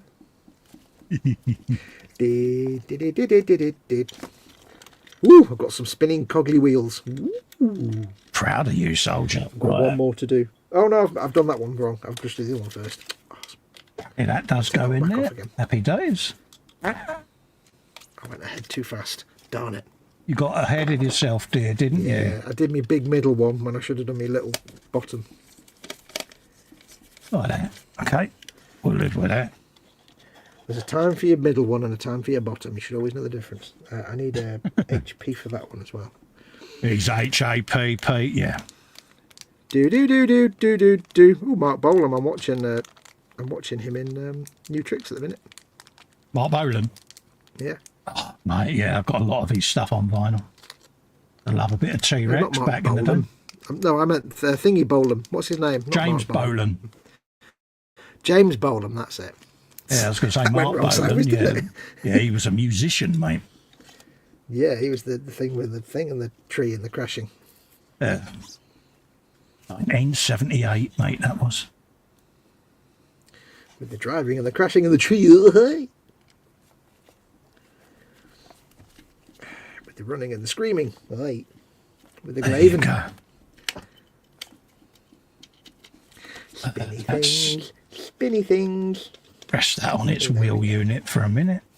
Here you go. Let me bar. Right. Wheel unit 0001 is ready to accept programming. Pan says, I point blank refuse to use them. Well, there you go, mate. Well, I was the same, but after a while, my local Tesco is, for example, not what you'd say in a prime location. Let's say there's a lot of rougher elements that go there, perhaps. Yeah. And you just want to get in and out as quick as you can. So after a few years, I'm like, you know what? I'm just going to go and check out. Yeah. because the people I'm trying to avoid are the ones that can't actually count anyway, so they're not going to be in the self-checkout till. So I'm like, yeah, there you go. Go on, bye. Yeah, you skedaddle off. Yeah. I can run away like a frightened schoolgirl. I built some spinny wheels. Look. Proud of you, soldier. Like, oh, I get to slide it in. I've now started to assemble the world's most pointless car window. Did you slip it in gently and smoothly? Yeah, and then it got stuck on something. Ah, there's an even more pointless window than that. Oh, yeah. And that is the window on a Lamborghini Countach. This is true. That is about a pointless window. About as much use as the rear view window on a Lamborghini Countach. Rear view window. You think they give you some sort of little felt to put on the edge there to stop it scraping up and down the window, but never mind. We used to get them in the workshop, the Countaches, and doing the Lamborghini parking trick because Oh, they've done that thing where they get you to get that far. Yeah. And that's not held in by anything. And they say, now store it in a safe place. Yeah, store it in a safe place. Have you ever had the issue where it says, right, we have sent you this. Look at it and put it away. Yeah. I got that on the Dodge Charger because in one issue, the GT40, they sent you a tyre. Yeah. And it had the typical thing. It's like, right, here are all the parts in this issue. Tyre. Turn the page. Take the tyre. Third picture. Store the tyre in a safe place. Yeah. That's all for the... And I'm like, really? I just had that on the GT500. It was like, I did the tyre and the rim on the same issue. It's like, Well, the thing I like about that GT40 is... it's kind of... I mean, I've only got so far in it, and I'm sure it might get a bit gnarly later on, but so far, it's kind of a bit of a beginner part work. Because it's not... I'm already like 50 or 60 issues in, or 70 or so, and I've basically not done that much, because you get like a couple of things. So I think it's like my first part work, because it's really good. It's just... It's not been complex at all. No. So it's like a part work light. And I've done it again. I didn't use the screws. I'm loving the RoboCop, I must admit. That is. Yeah, you're liking that, aren't you? Yeah, that really is turning into a beautiful piece of kit. So That's not mental. And I've just started the Mad Max car. It's like, oh yeah. Oh, it's like, Now that is a serious piece of kit. Iconic car, isn't it? You know, it's just like, all day long. I've never actually watched the movie, bizarrely. It's like, last of the V8 Interceptors. I may have squeed a little bit, mate. It was like, would you like to? Yeah, of course I would. Pull their arm off. I'm taking it that it's the Interceptor, isn't it? Is it the Ford? It's the Ford Falcon XB GT. Yeah, I'm taking it that's specific to Australia, not like a Europe. Because it looks a bit like an angular Capri. So it's the 1980s, not 1970s, though. 1973. Oh, really? Yeah. Oh, it looked more modern than that. In Australia, you're either a Ford or a Holden man. Yeah, that's true. But the Full Falcon, it was in Mad Max 1, 2 and 3. And it's the version from the Mad Max 1 film. It's the clean version. I've got two model kits of the dirtied version in 24th scale that I'm going to do. But, So, I'm quite surprised because I'd never seen the Falcon before, and it looks like a 1980s British Ford rather than a 1970s. Absolutely. Yeah, Mr. Festa, we've got this upcoming. Would you be? Would you be? It's already gone. It's already left the warehouse. Bye. Yeah. Here's a picture of me with my tongue hanging out. Yeah. Dear Mr. Festa, we are fine. How are you? Everybody's happy. Thank you. Here's the thing. Bye. Yeah. Is it something you would consider doing? No, I would not be interested in that at all. I'm lying. I was like, let me think. Let me think for no seconds. H was like, oh, that's one of your dream cars, isn't it? And I went, yeah. Oh, so yes, folks. Metal panel work here.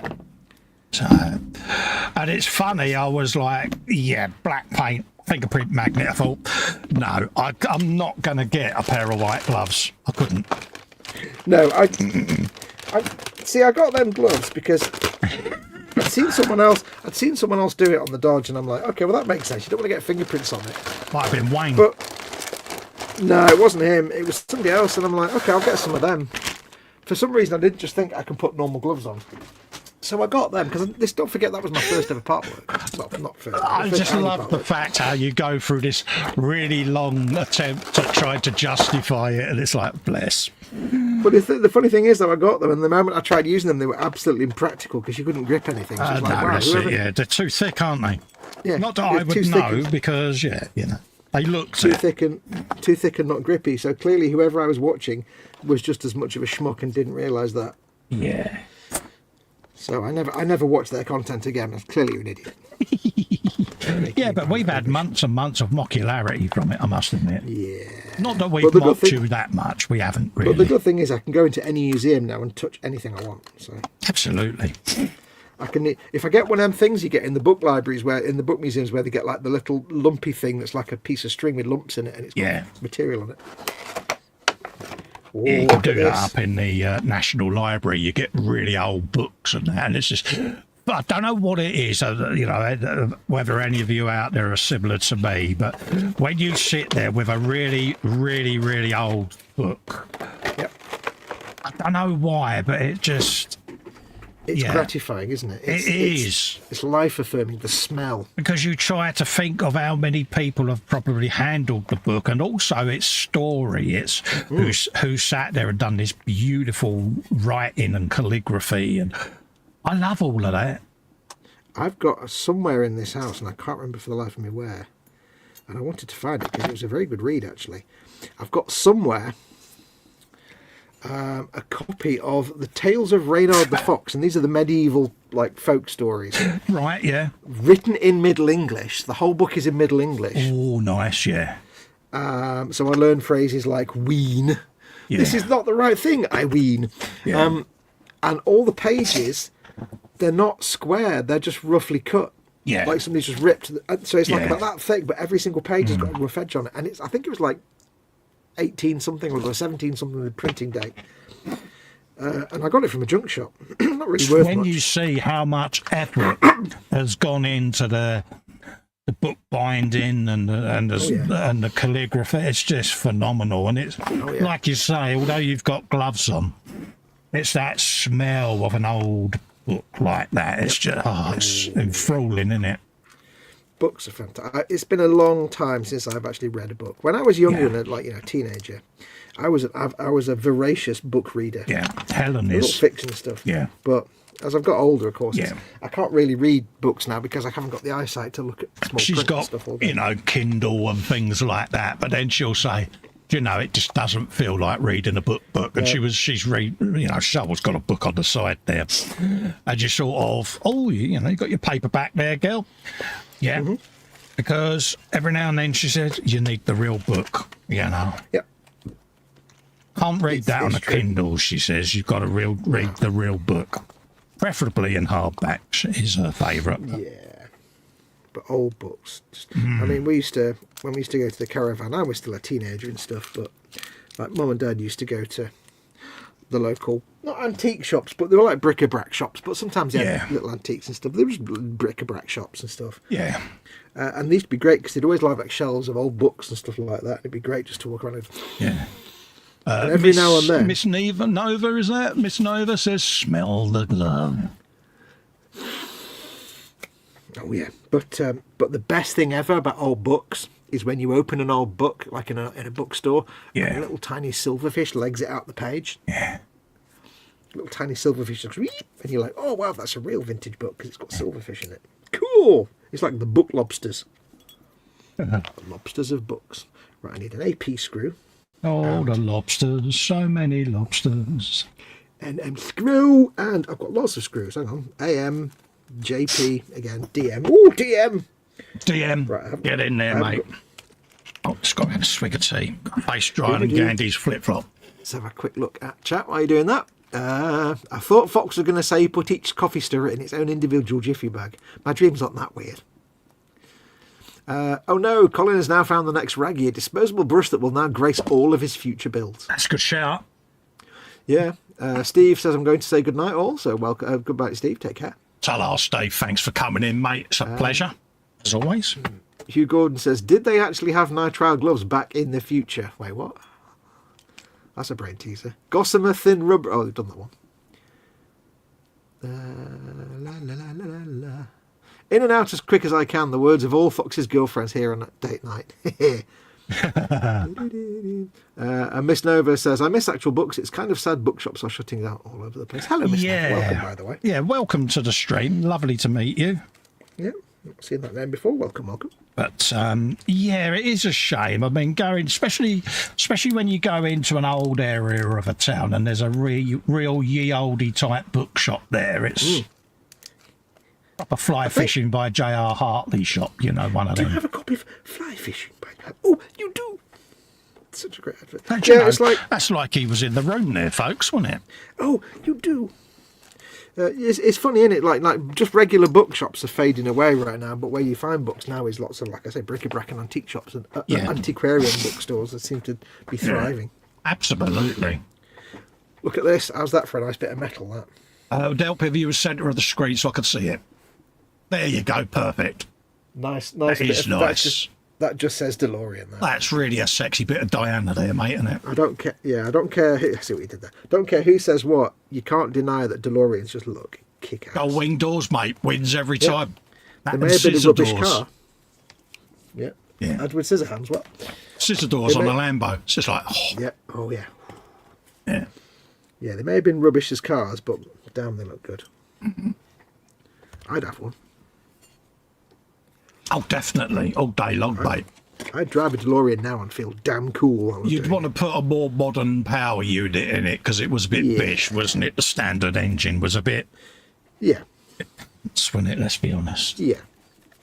Yeah, you want me to drive around a Ford Mark II Ford Fiesta engine in it or something? No. Every time I see a JP screw, I get the music from Death in Paradise in my head. Because JP was one of the coppers. Oh, brilliant. Oh, it only fits. Oh, brilliant. What's that? Oh, you got the railings on the front. Oh, yeah. Well, what have you done? Oh! Perfect fit. Oh! Is that a barrel or is that just a bit of plastic tubing or what is that? That's just a bit of plastic tubing, mate. Oh. Would you like to see my tube? Look at the tube. I've just looked right down the centre of Festa's tube. I don't know how I feel about that. Yeah, it's scary, isn't it? I don't ever want to look down the end of your tube again, if you don't mind, lady. But yeah, they are a bit nuts, aren't they? Them. You're nuts. I reckon around about there. I need 4 JP screws. Where did I put my pipe cutter? In your bum. Where did I put it? Hey, Death in Paradise. They brought Danny John Jules back. Yes. Oh, nice one. Get in there. Yeah. He comes back. Oh yeah, Danny John Jules. I do like Danny John Jules. He's fantastic. Brilliant, isn't he?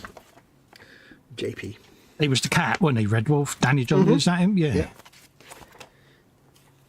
I keep finding the perfect screwdriver for these screws and then losing it. That is not the right size. Khajiit cannot use this screwdriver for these screws. It must be a different one. Khajiit will search for the screwdriver. Been twitchy. Strikes again. It has been found. Yes. Swing that in there out of the way. Oakley dokily. Let's get a bit of Sandykins.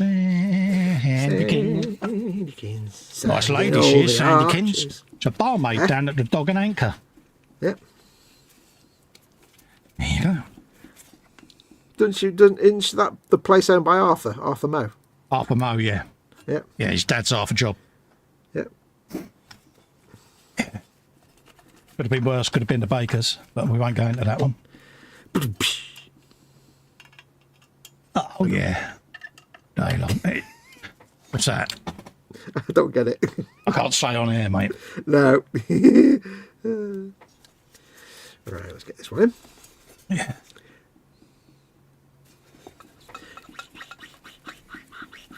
Let's slather quite a bit round there, and I want that to go sticky. It's so wrong, isn't it? Anybody not actually watching this and just listening to him, I've got all the wrong ideas. Absolutely, Miss Nova. We are saying your name. It is Miss Nova, isn't it? Because my eyesight is extremely poor. So I'm hoping I'm getting your name correct. But she says, thank you. Thank you. You're most welcome. Hansa says it's sad that city centre bookshops are closing, but the antiquity bookshops are thriving. This is from the cat that lives in Scotland's Booktown. Yes. Yep. Yeah.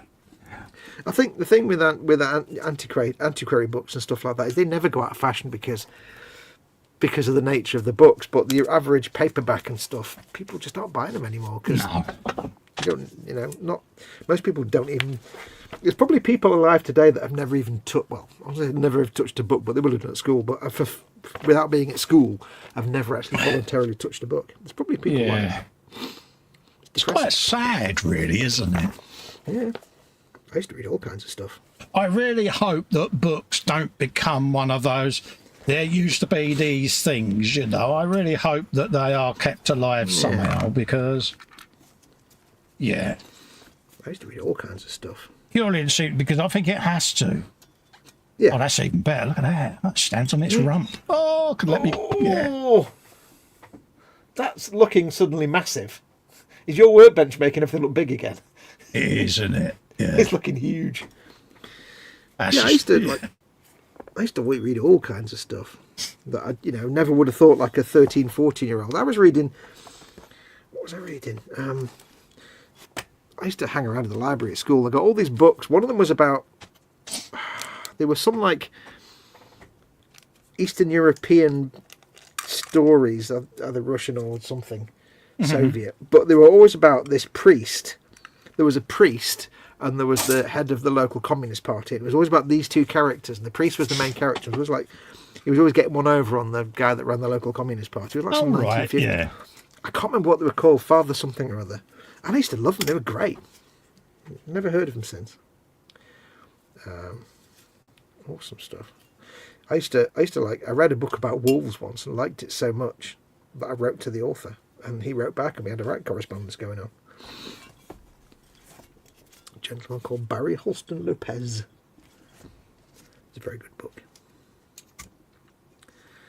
Hey, hippity, are we doing hinges? I think we are. Brackets.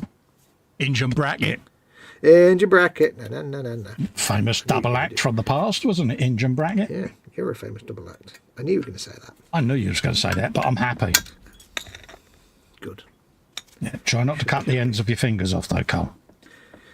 Yeah, I wouldn't recommend that. It's probably not for the best. There you go. Got it. Perfect. Oh, you've got the big monster out. Oh, yes. Ali the Gator was out. Yes, it was. He's got his big monster out on the bench. On the table. I see what he did there. We're there again, aren't we? Yeah. We can't help ourselves, can we? Right. I say we, it's me. That can't have mounts on it, can it? Because of recoil. Bums. Or can it? No, it can't. Look. Because that'll go boom, boom, wouldn't it? Yeah. My left ear just decided to go completely deaf and go... Pardon? Exactly. Squishy alert, squishy alert. Lord Edward of Leonard is in the house.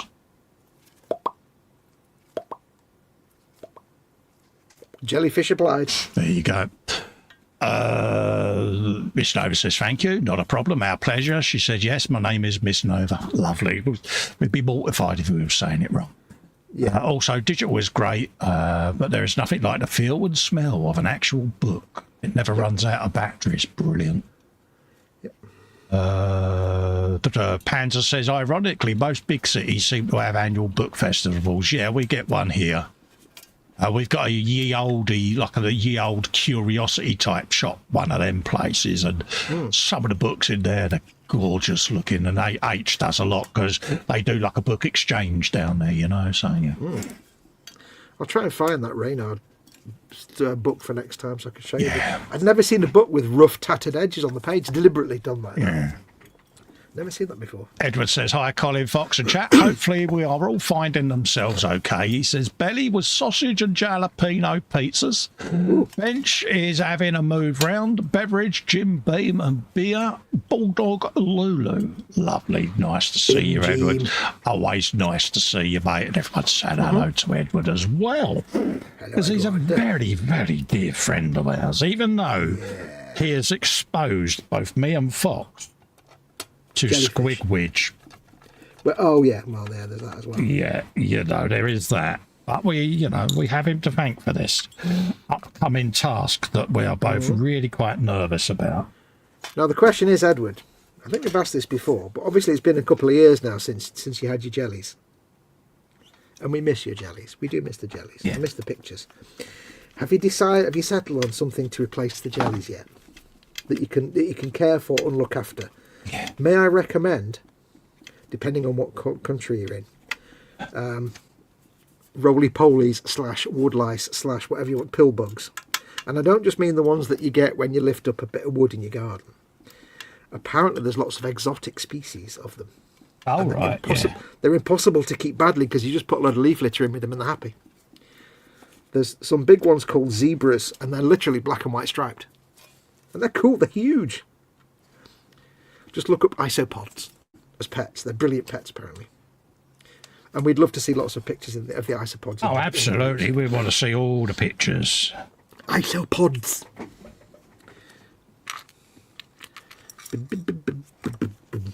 I saw a video once about them. And it was just titled Isopods with an exclamation mark, and that told me everything I needed to know.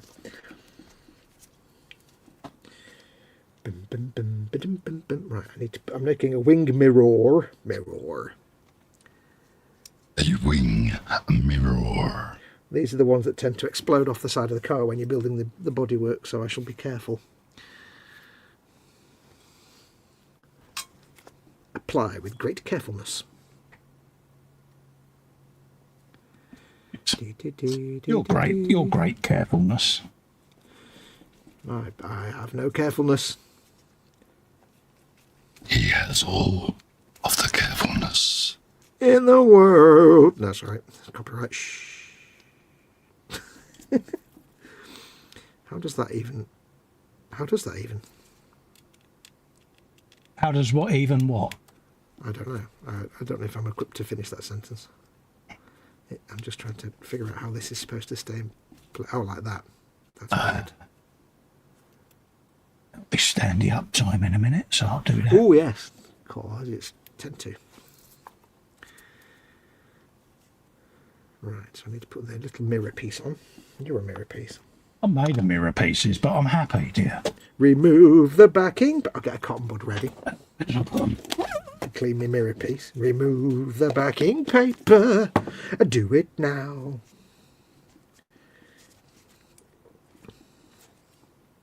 Gee, I might not be able to do the standy uppy because of... Yeah, I shall wait until Lex comes and gets me. Yeah. Because, yeah, he helped me in my chair, didn't he? Mm-hmm. Do you want to do an early finish then, or are you going to be good to go for what do you want to do? Latest, if possible, past, if that's all right. Oh, yeah, it's absolutely your call, mate. Because, yeah. I can sit here all night, or as long as you want, but definitely it's your call if you need to off-buller. But I got that wrong. I've got to be strict at the moment. Yeah. As you know. Right. Mm-hmm. So there's that. So that's already beginning to form its outrigger bar. Go around the side. Going to take you to the outrigger bar. Outrigger bar. Another bit to go on, and there's going to be bolts on there and a little bit of mesh going along there. So mirror doesn't. This poor little vehicle has been absolutely bladdered to within an inch of its life. Poor little thing. Can you explain how rubber gloves are putting fingerprints on my mirror? I don't quite understand that. No, nor do I actually. There we go. There's one wing mirror. Let's just do that. I'll put that there a minute. I do wish, like in normal model kits, like you get your Tamiya and your Revell cars. I don't know if they do it now, but I do wish that they did things like that in those kits. Yeah, Like little just bits of quickly, adhesive mirror. Panzer's off. He's got to get back to work. Catch you later, mate. Take care, buddy. Thanks for coming in, Panzer, and keeping us company, mate. Yeah, sorry, carry on, mate. Yeah, I just wish, like in model kits, like 1/24 and stuff, they gave you these kind of adhesive reflective pieces. Because that's a great wing mirror. But when you make a model car and you don't get anything for the mirrors, and you have to paint it silver, it always looks like beige. I'm sure they could give you these little mirror. Yeah, but I use the aluminium tape that they wrap round, you know, the vent hoses for aircon. That would work. Yeah. You get the aluminium sellotape, don't you? You know, really thin foil tape. And that's perfect for the wing mirrors because that's what I use on my shiny cars and bikes. Nice. That's certainly an awesome idea. Oh, excuse me. Popularity. Yeah. It's adhesive aluminium tape or whatever it's called. But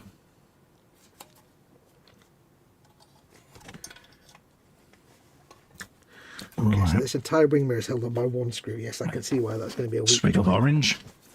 Sweet of orange. I'd say goodbye to Panzer. Yeah. Nice of him to come Jeff in. says, no Sophie this evening. I don't know, she must be busy. Otherwise engaged. Yeah, it might well be.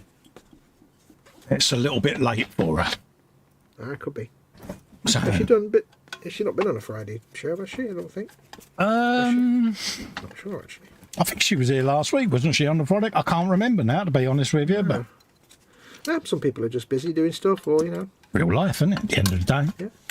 No one's obligated. Through the tears. You'll survive. You'll fight through it, won't you? I'm fighting through it. There you go. Look at that wing mirror. That's a nice wing mirror, that. I really do like your wing mirror. Thank you very much. You are a wing mirror yourself. But I'm a bit of a wing, yeah. Can't be denied. Oh, now you show the wire being 3 feet long. Thank you. are you having a wibble there? No. It's like this bit here. You've got the door here at the interior. You've got this wire that sticks out. Yeah. But on the other magazine, the diagram shows it like that long. But now they're showing it actually being that long. It's like, okay. Now you decide to make it correct. I don't know. Can't get the staff, can you? Eagle Moss. I'm surprised you went bust. Yeah. Dear Mr. Eagle and your moss. Dear Mr. Eagle Moss, please do be fixing all the problems. Thank you, please. Goodbye now. Yeah. Like and subscribe. Baby. Yeah. I don't know what that burr was at the end. The extra burr. I don't know what that was either, mate, but you seemed happy doing it. I always get happy when I do silly voices. You can't go wrong doing silly voices. Oh no, that needs to not go there. That needs to go there, you see. I know I'm not in shot. I do apologies. Oh, it's all fallen out now. See what happens? I don't know. It's going to go. You asked me to not put things in the right place. I don't know. 5, 4, 3.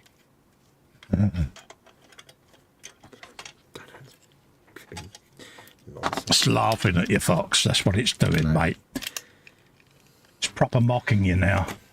Have we got this problem with the proper fanning Dodge Charger? He's going. Honestly, yeah. It's not on, is it, mate?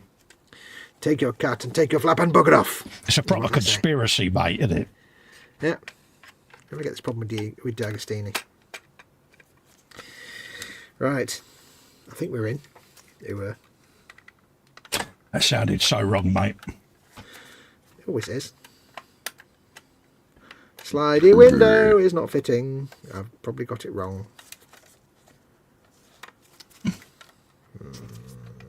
Has it been special, mate? Yes, it doesn't quite line up with the actual frame.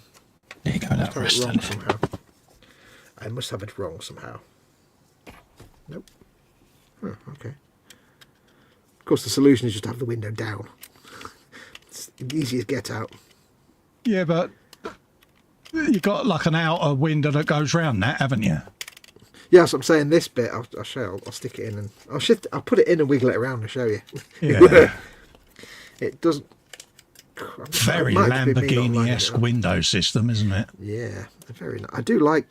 Yeah, I can't fault the design of the DeLorean. Okay, yeah, can see that. And it it fits now. it slides up into the rebate. Yeah, that works. Yeah. It wasn't quite lining up. I must have just had it slightly misaligned. Oh yeah, because that's a little rebate that it goes into, doesn't it? It stops it flappykins in. And I seem to remember one guy saying, "DeLoreans are brilliant, but just don't drive to a drive-through because it's not happening." Yeah, but that's when you get to do the gull-wing doors. Yeah. Unless, of course, you buy a DeLorean and you try to park it in a normal car garage. And then you realise you can't actually get out of it. Yeah. Yeah. I know someone who had a Messerschmitt bubble car. All right, yeah. I shall not mention names, and I can't tell you why I shan't mention names, but I shall not mention names. And they parked it in a garage one day without thinking. They drove it right up to the wall, and then thought, and there's no reverse gear in the Messerschmitt. No, there isn't. No. So they couldn't open the front bubble car door, and they're like, they had to wait for their partner to come home. Yeah, come and pull the car back out. Yeah, that's why you see people get out of them and just push it into the garage backwards, don't they? Yeah. Oh, yeah. Right, DM. PJ's off. Catch you later, Peach. Mind how you go, mate. Jabella.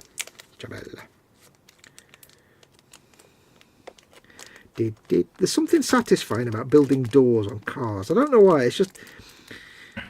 It's one of those things. It's like getting the wheels on the chassis or building the door and having the door completely built. It's just, I don't know what it is. It makes you feel like you've got a stage completed somehow.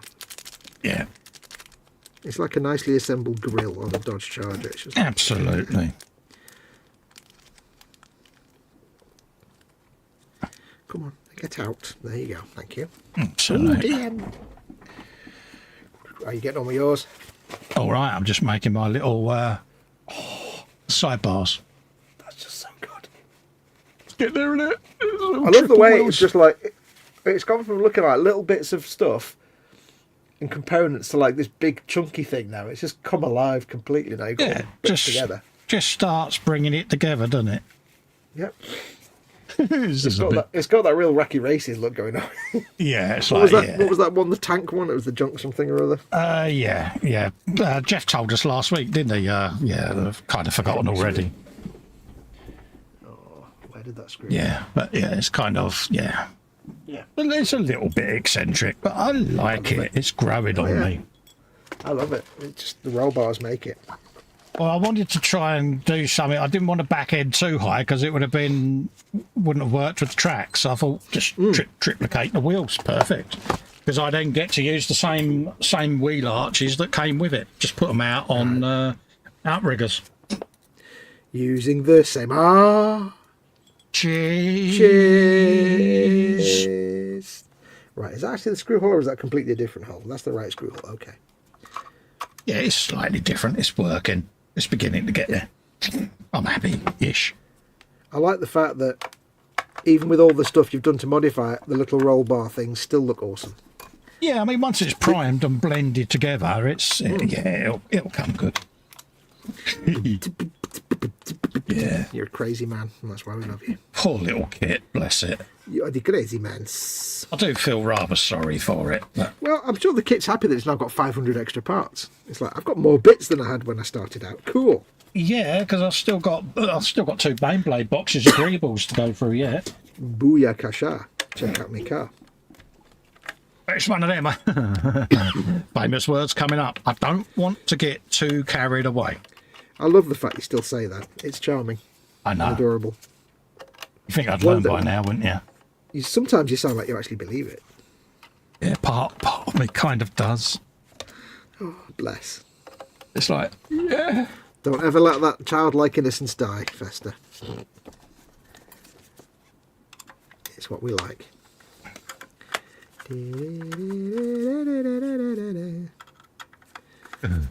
Yeah, I'm kind of slightly mad. As our Japanese friends would say, eccentric. Where's this? Maybe tweezers. I've just put them down. Where did they go? Oh, there they are. Could be. Why can't I now get that out? Oh, dear. When you try and unscrew a screw and it only comes halfway out and doesn't actually continue coming out, you're like, nope, that's got a pair of pliers.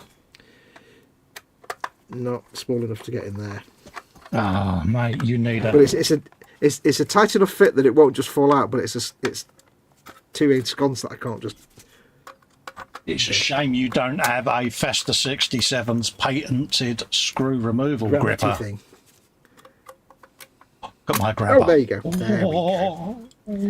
I grab you some of these. Oh, I love that. That's like a Dalek plunger.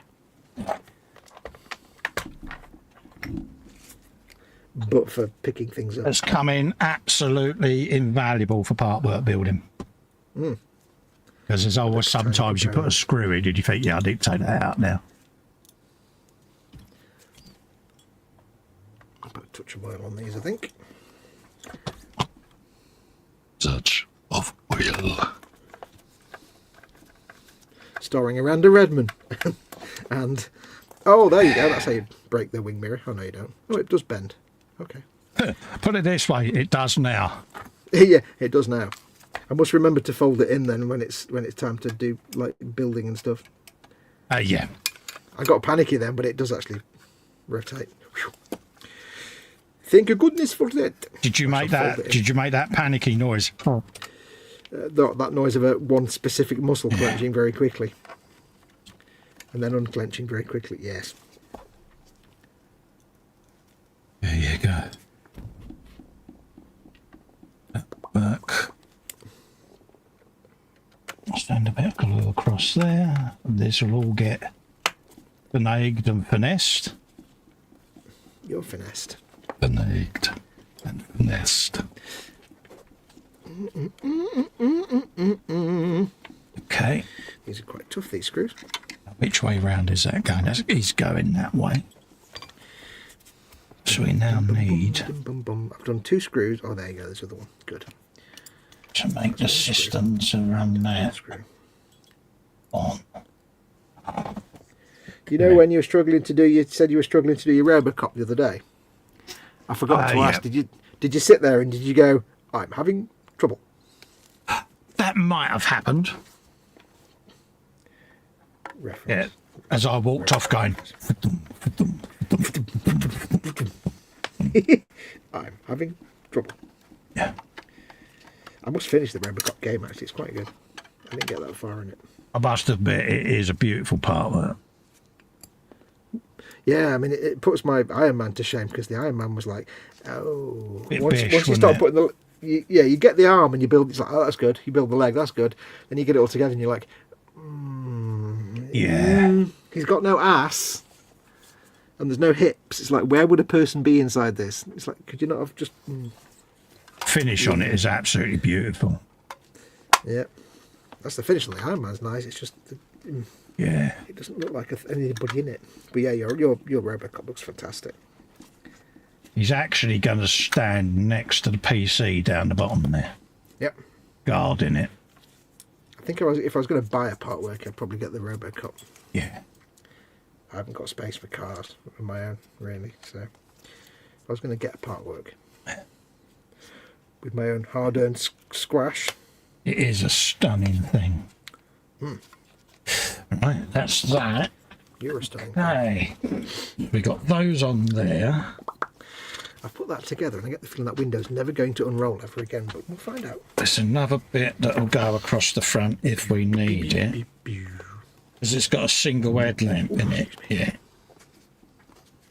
Right. I like the little pull strap, it's kind of cool. I'm a little pull strap, short and sweet. Wait, no, what? Okay, that one's just got the wire cutters. This one has got the full Monty. Oh, yes. You know, don't have options. You get both. Options? Really? Yeah. I don't think so. Options? We don't need no stinking options, senor. Let's have a looky, Lou. Oh, where's the back page? It's the back pillock. That one's got that. Oh, right, that's just got wire cutters. Yeah, they're namby-pamby, mate. We want the proper bars. So with proper bars, we'll mount the light across the bars, because why wouldn't you? Right. Because it's so quirky. It's got like one headlight. It's like, really? It couldn't shout two headlights. Yeah, Yeah, one headlight's quirky though, isn't it? Yeah. Especially if you paint a little light on it, a little eye on it. God, I went all Wilson Wells. Probably the best lager in the world. Right. This is how your door assembly should look at the completed stage. Front axle. We need to modify. Modify. Now, Let's build master grade Gumpler. So alive. oh, we've got those big old front wings spare, haven't we? I wonder whether I could make a set of rear arches out of them. Have them going the other way round. Underneath the rear arches. Yeah, we could Edward says, isopods are cool, but my wife doesn't do bugs, but I'm trying to get her into them. It took a lot of talking her into letting me leave the spider alone on the patio doors, but after a few days understood. Oh, mate, you need to chat to Kipper. He does tarantulas, mate. Yeah.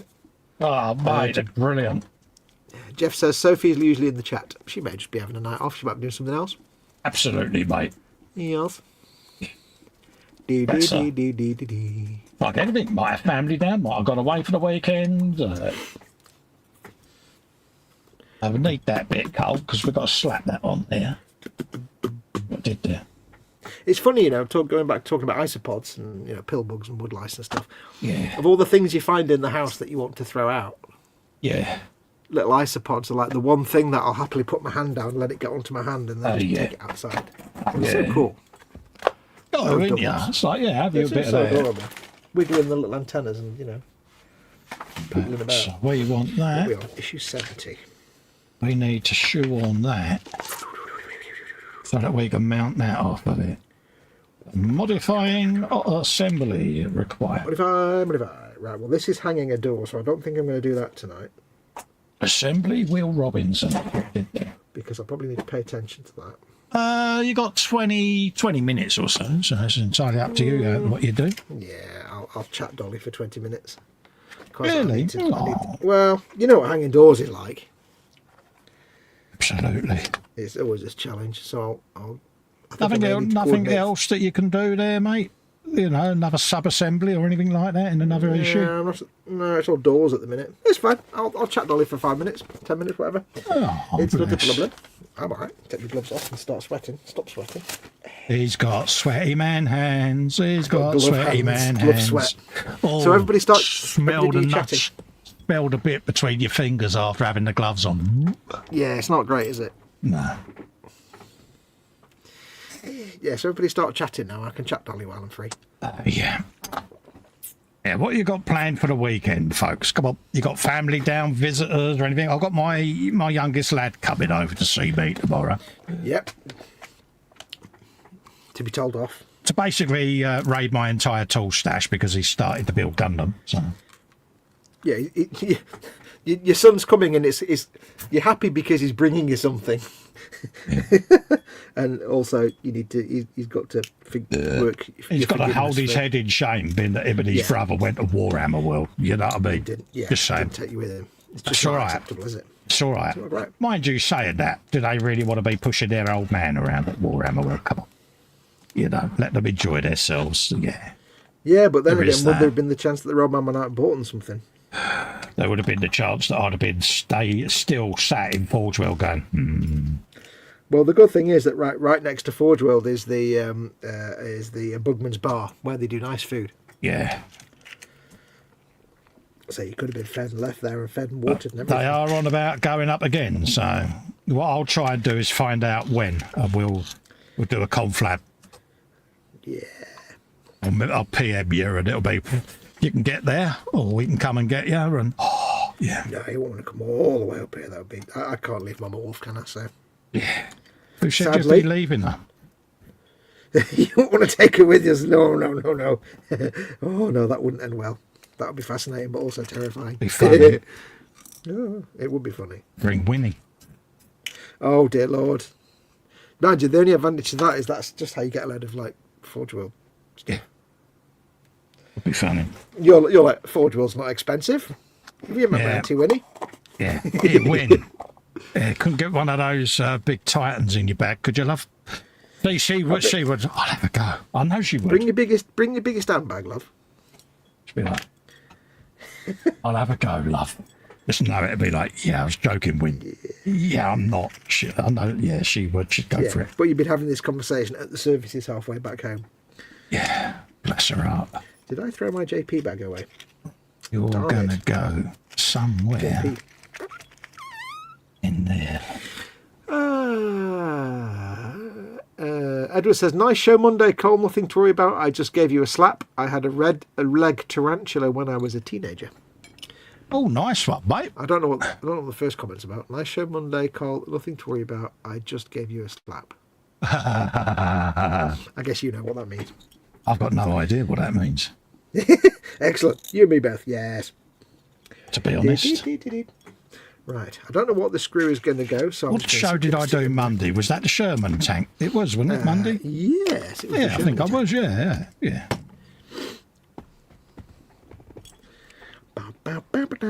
DM screws. Oh, they've got some DM screws. Oh, DM! There you go. Use some of that.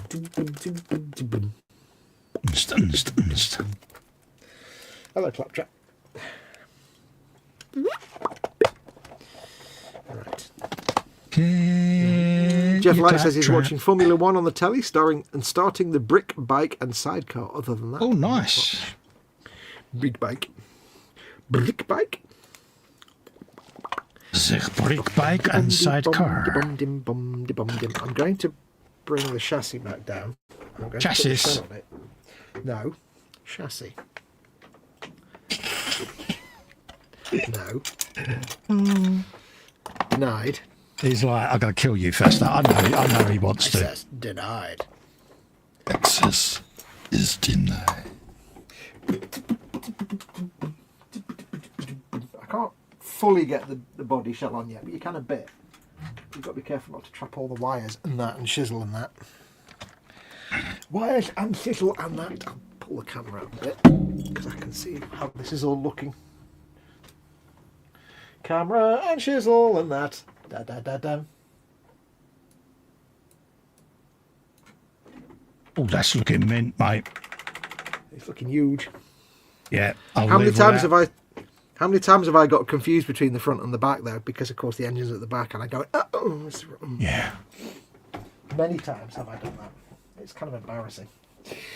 Right, now I've got to watch out for all the wire res. Engine at the back, dear boy. Engine at the back. Yes. It's a strange foreign car. Engine at the back. Yeah. It doesn't fit on perfectly because there's all kinds of things in the way and it's not meant to fit on yet. But I can just get a feel for how it's...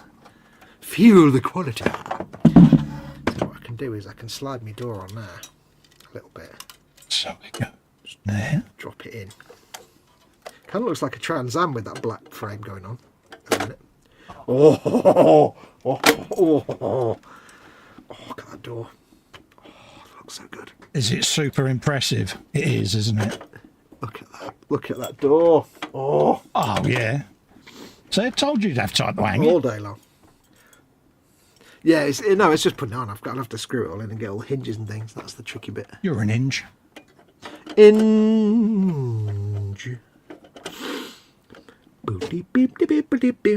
That's just, it's such an iconic car. You can't not like a DeLorean. Come on.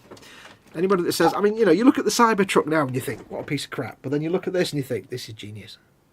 This is the 1980s Cybertruck kind of equivalent, but this is awesome. Whereas Cybertruck is just nonsense.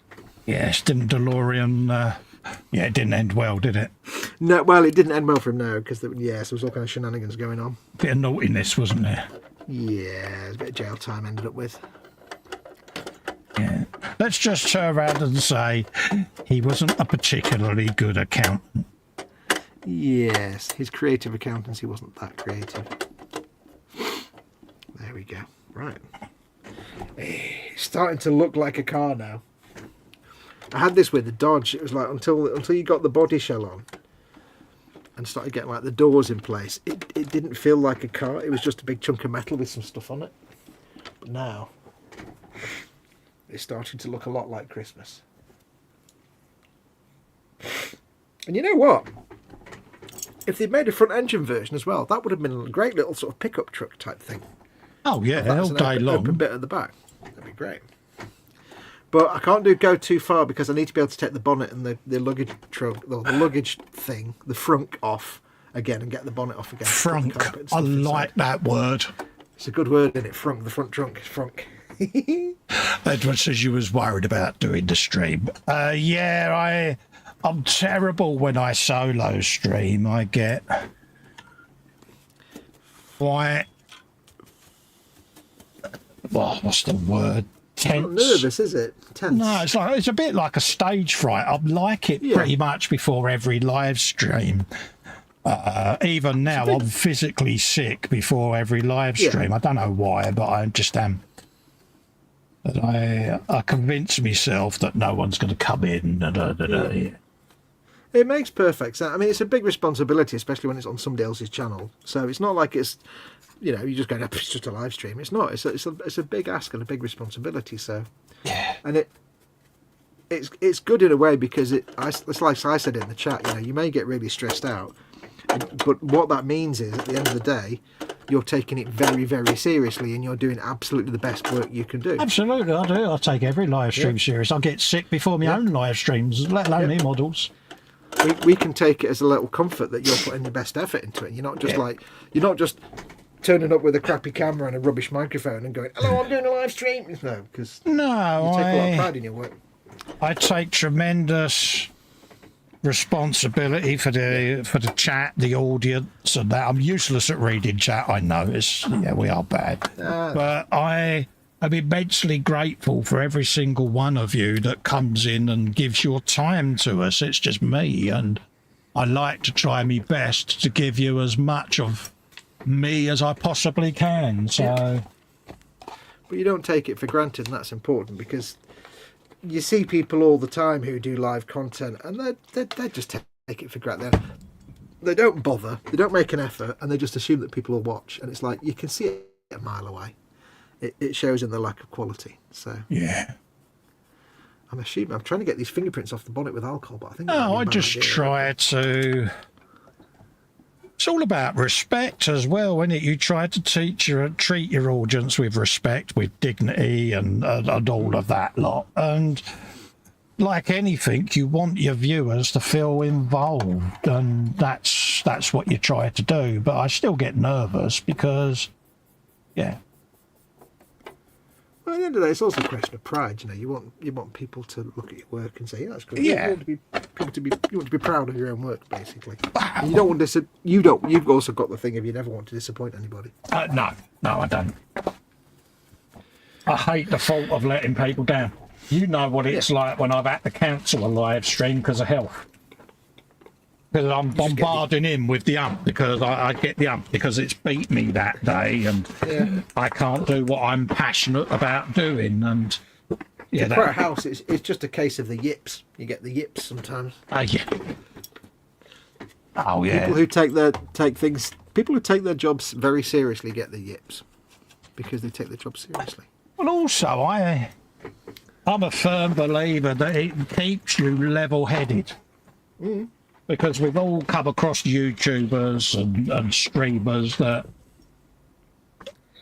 pardon me, get this little bit of arrogance about themselves and think, I'm a superstar. It's like, you're a YouTuber with a dozen viewers. Get over yourself. But they get a little bit up their own height. And it's not me. I'm very grounded and level-headed, and I would hate for people not to enjoy what we're doing, and it's just how I am. Yeah. It's not for the want of trying, dear, is it? No. My chat's sponging out a little bit, but I'll try and catch up with it. Marcy is in saying hello. Hey, Marcy. Hello, Marcy. Lovely to see you as usual, love. Yeah. But like I say, I take it as a sign that, you're taking pride in your work, you're being careful, you're being thoughtful and conscientious about it, and that's a good thing. Well, you get to hear me when I'm having my. Do you think they'll like the Z models build I'm doing? the guys at KA.Models, and I still get nervous. Yep. You know, especially if James and that give me feedback, you know, love what you're doing. I'm like, I've just had this message. I'm really happy that they like what I'm doing because I thought they might hate it. And well, it's like Festa said to me before, do you think they like my stuff? And I said, Carl, how many boxes have you got on your shelf from KA.Models? I know. Yeah. I know. Don't worry, mate. They love you. Edward says, Fox, I watched your streams yesterday and today. It's too early for me, so I'm watching or listening with one ear eye open, closed, but not chatting. Sorry, it's way too early. No worries, mate. Okay. I know that time slot isn't great for everybody. It's just the only time slot I've got, so... Yeah. So I know it's a lot of people won't be able to watch it live, but it's fine. Absolutely. Jeff Light says 1/6, so it's going to be a tad on the big side. What's that? Ooh. What, is that an isopod? Yeah, Barcy says a little bit more like a lot. Oh, bless you, thank you. Edward says, don't beat yourself up because you can't do something one day because we all understand. Yeah, but I do, mate, because it's winning and I can't allow that to happen. And yeah. Edward says, I was a few minutes behind from the commercials. Sorry, I can be in the past from the future or maybe from before the future and partially in the past. Ah! That's a bit of a mind melt, isn't it? I know. I'm going to have to read that one again in my head. Just Muse says, colourful because you're uncomfortable. Being on stage isn't easy. Yeah. It is one of them, you know. I am lucky because, you know, you're all lovely people and have supported us for years, and it really does. Even now, it's a pinch yourself moment. It really does mean a lot because you're a loyal bunch, and a lovely bunch of folk. Now I know he hasn't been in tonight. Yes. But to reward Festa for being so lovely, I'm going to give you a free Carl Sagan quote. Go for it. Do you want me to just welcome in the chat in case he's watching this back? Yeah, go on. Welcome, our very own model-making Carl Sagan. Lord Jeff from Mungo Land of the Candygram is amongst us. We are set irrevocably, I believe, on a path that will take us to the stars, unless in some monstrous capitulation to stupidity and greed we destroy ourselves first. Okay, it wasn't quite a positive quote, but never mind. Yeah. That's Jeff saying the bike and sidecar is 1/6. Oh, nice size. Right. Yeah. Yeah, that's pretty big. But I haven't done too much tonight. Yeah. That's just so good. It's getting there, isn't it? I love the idea that when they fire the cannon, it just kind of rumbles backwards for about half a kilometre. Yeah. That poor little model. Yeah. That model's getting all the extra attention. It's loving it. But it's like a makeover. It's got triple whammy wheels on the rear as well. And so it's coming together. That looks so good. I just love the idea that you just have some dumbass idea and it comes to fruition. It's brilliant. Yeah, it's just, it's a little bit eccentric, but hey, you know. It's got that kind of, it was designed to be in the Arctic, perhaps. Or this is what the Italians would have come up with if they had a big vat of mead. It's what the Italians would design if they're actually able to design, not cars. Yeah. This is the new Fiat Uno Turbo. Yeah. So yeah, it's getting there. It's a bit nuts, isn't it? Love it. Be nice once it's primed and it's got its big exhaust pipe to come out of there, come up the way, so it can do big farty noise. It's different, and obviously the arches underneath the arches. Yes, folks. Bless. Every time, you know it. Absolutely, Marcy says sometimes a silly idea works out. Is this where we tell Marcy that she hasn't taken the wrong tablets and my mouth is actually moving on the screen? Yeah, bless her. She might not notice yet. She might be sitting there going, wait a minute. But yeah, poor old Bill and Max, they were convinced that they'd taken the wrong meds. Am I having a special funny turn? What's going on here? Oh. There you go. Well, I've not done a great deal. I have built... I think I've actually finished building the door now, the interior. Oh, no, I've got to put some stuff up there. Yeah. And that's ready to go onto the body shell. And Whatever else I did, or was it all done? I did something else, but I've forgotten what I did now. Minor stuff. Oh, I set up some wiring on the shell. Still got lots and lots to do. Absolutely, but the thing is it's getting you back building the part works. You're not now looking at a 9-foot tall wall of cardboard, are you? So, but I mean, we're on issue 70 now, which means it's the next 30 issues is the cart, and then there's 20 issues of the railroad tracks that I have no interest in. What was the issue you just done then? That was 60. Was it? What was it? It was, in fact, a nice round number. Yeah, nearly got you. It was the special weekend episode. Absolutely. But yeah, I shall do a little oval vignette for this little thing to sit on, and it'll just do its thing. But yeah, it's... I need to look up how to get fingerprints off this, because it's already got grubby fingerprints on it, and I can't. Even alcohol didn't take it off, but I don't want to risk taking the paint off. Is that? Oh, it's not a brushed aluminium surface. It's actually painted. No, it's painted with a rough brush to look like brushed aluminium. Right. So I think these are either my fingerprints or it's a bad paint job. I don't know yet. Doesn't really matter, but yeah, because you don't really want to buff it in case that etches the paint.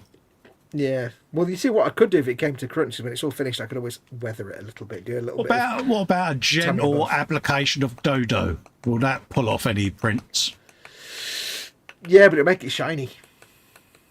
Yeah, it's supposed to be a satin finish, isn't it? Yeah, although some of the actual front of the grill is going to be shiny, but we'll see. It might just need a bit of water and a bit of elbow grease. I'll figure it out. Sometimes that's the simplest solution, mate. Bit of distilled water on a bit of raggy. I find that baby oil solves all your problems. Yeah, a bit of raggy. Yeah, can't knock a bit of raggy, mate. No, you can't. You cannot knock a bit of raggy. If you get raggy and you... Come.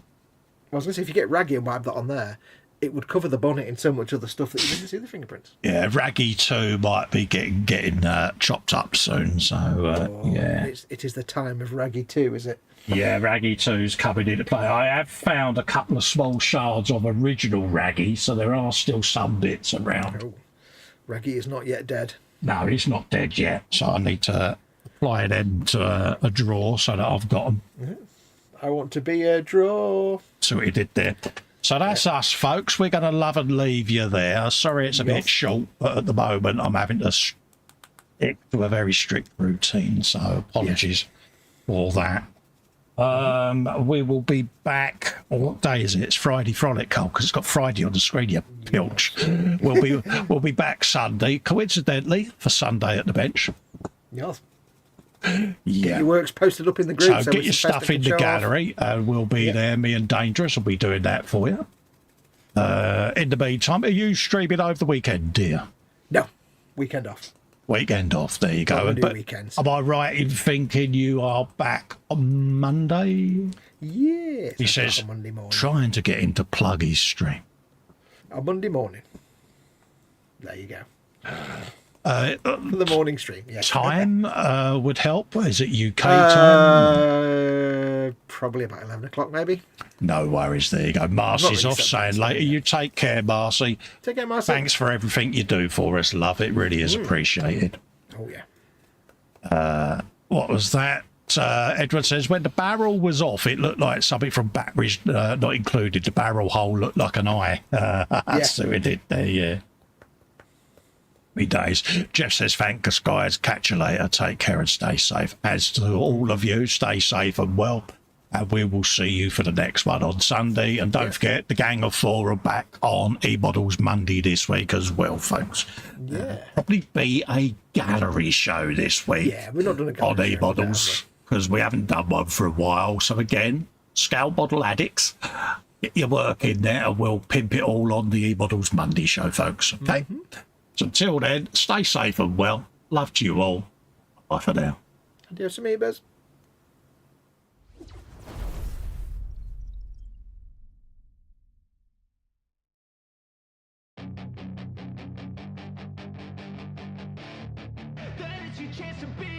Hey kid, don't ever let them get inside your head.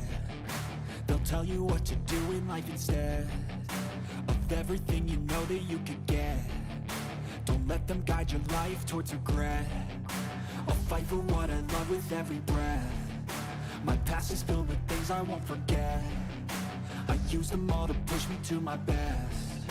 So treat the worst of times just like a test.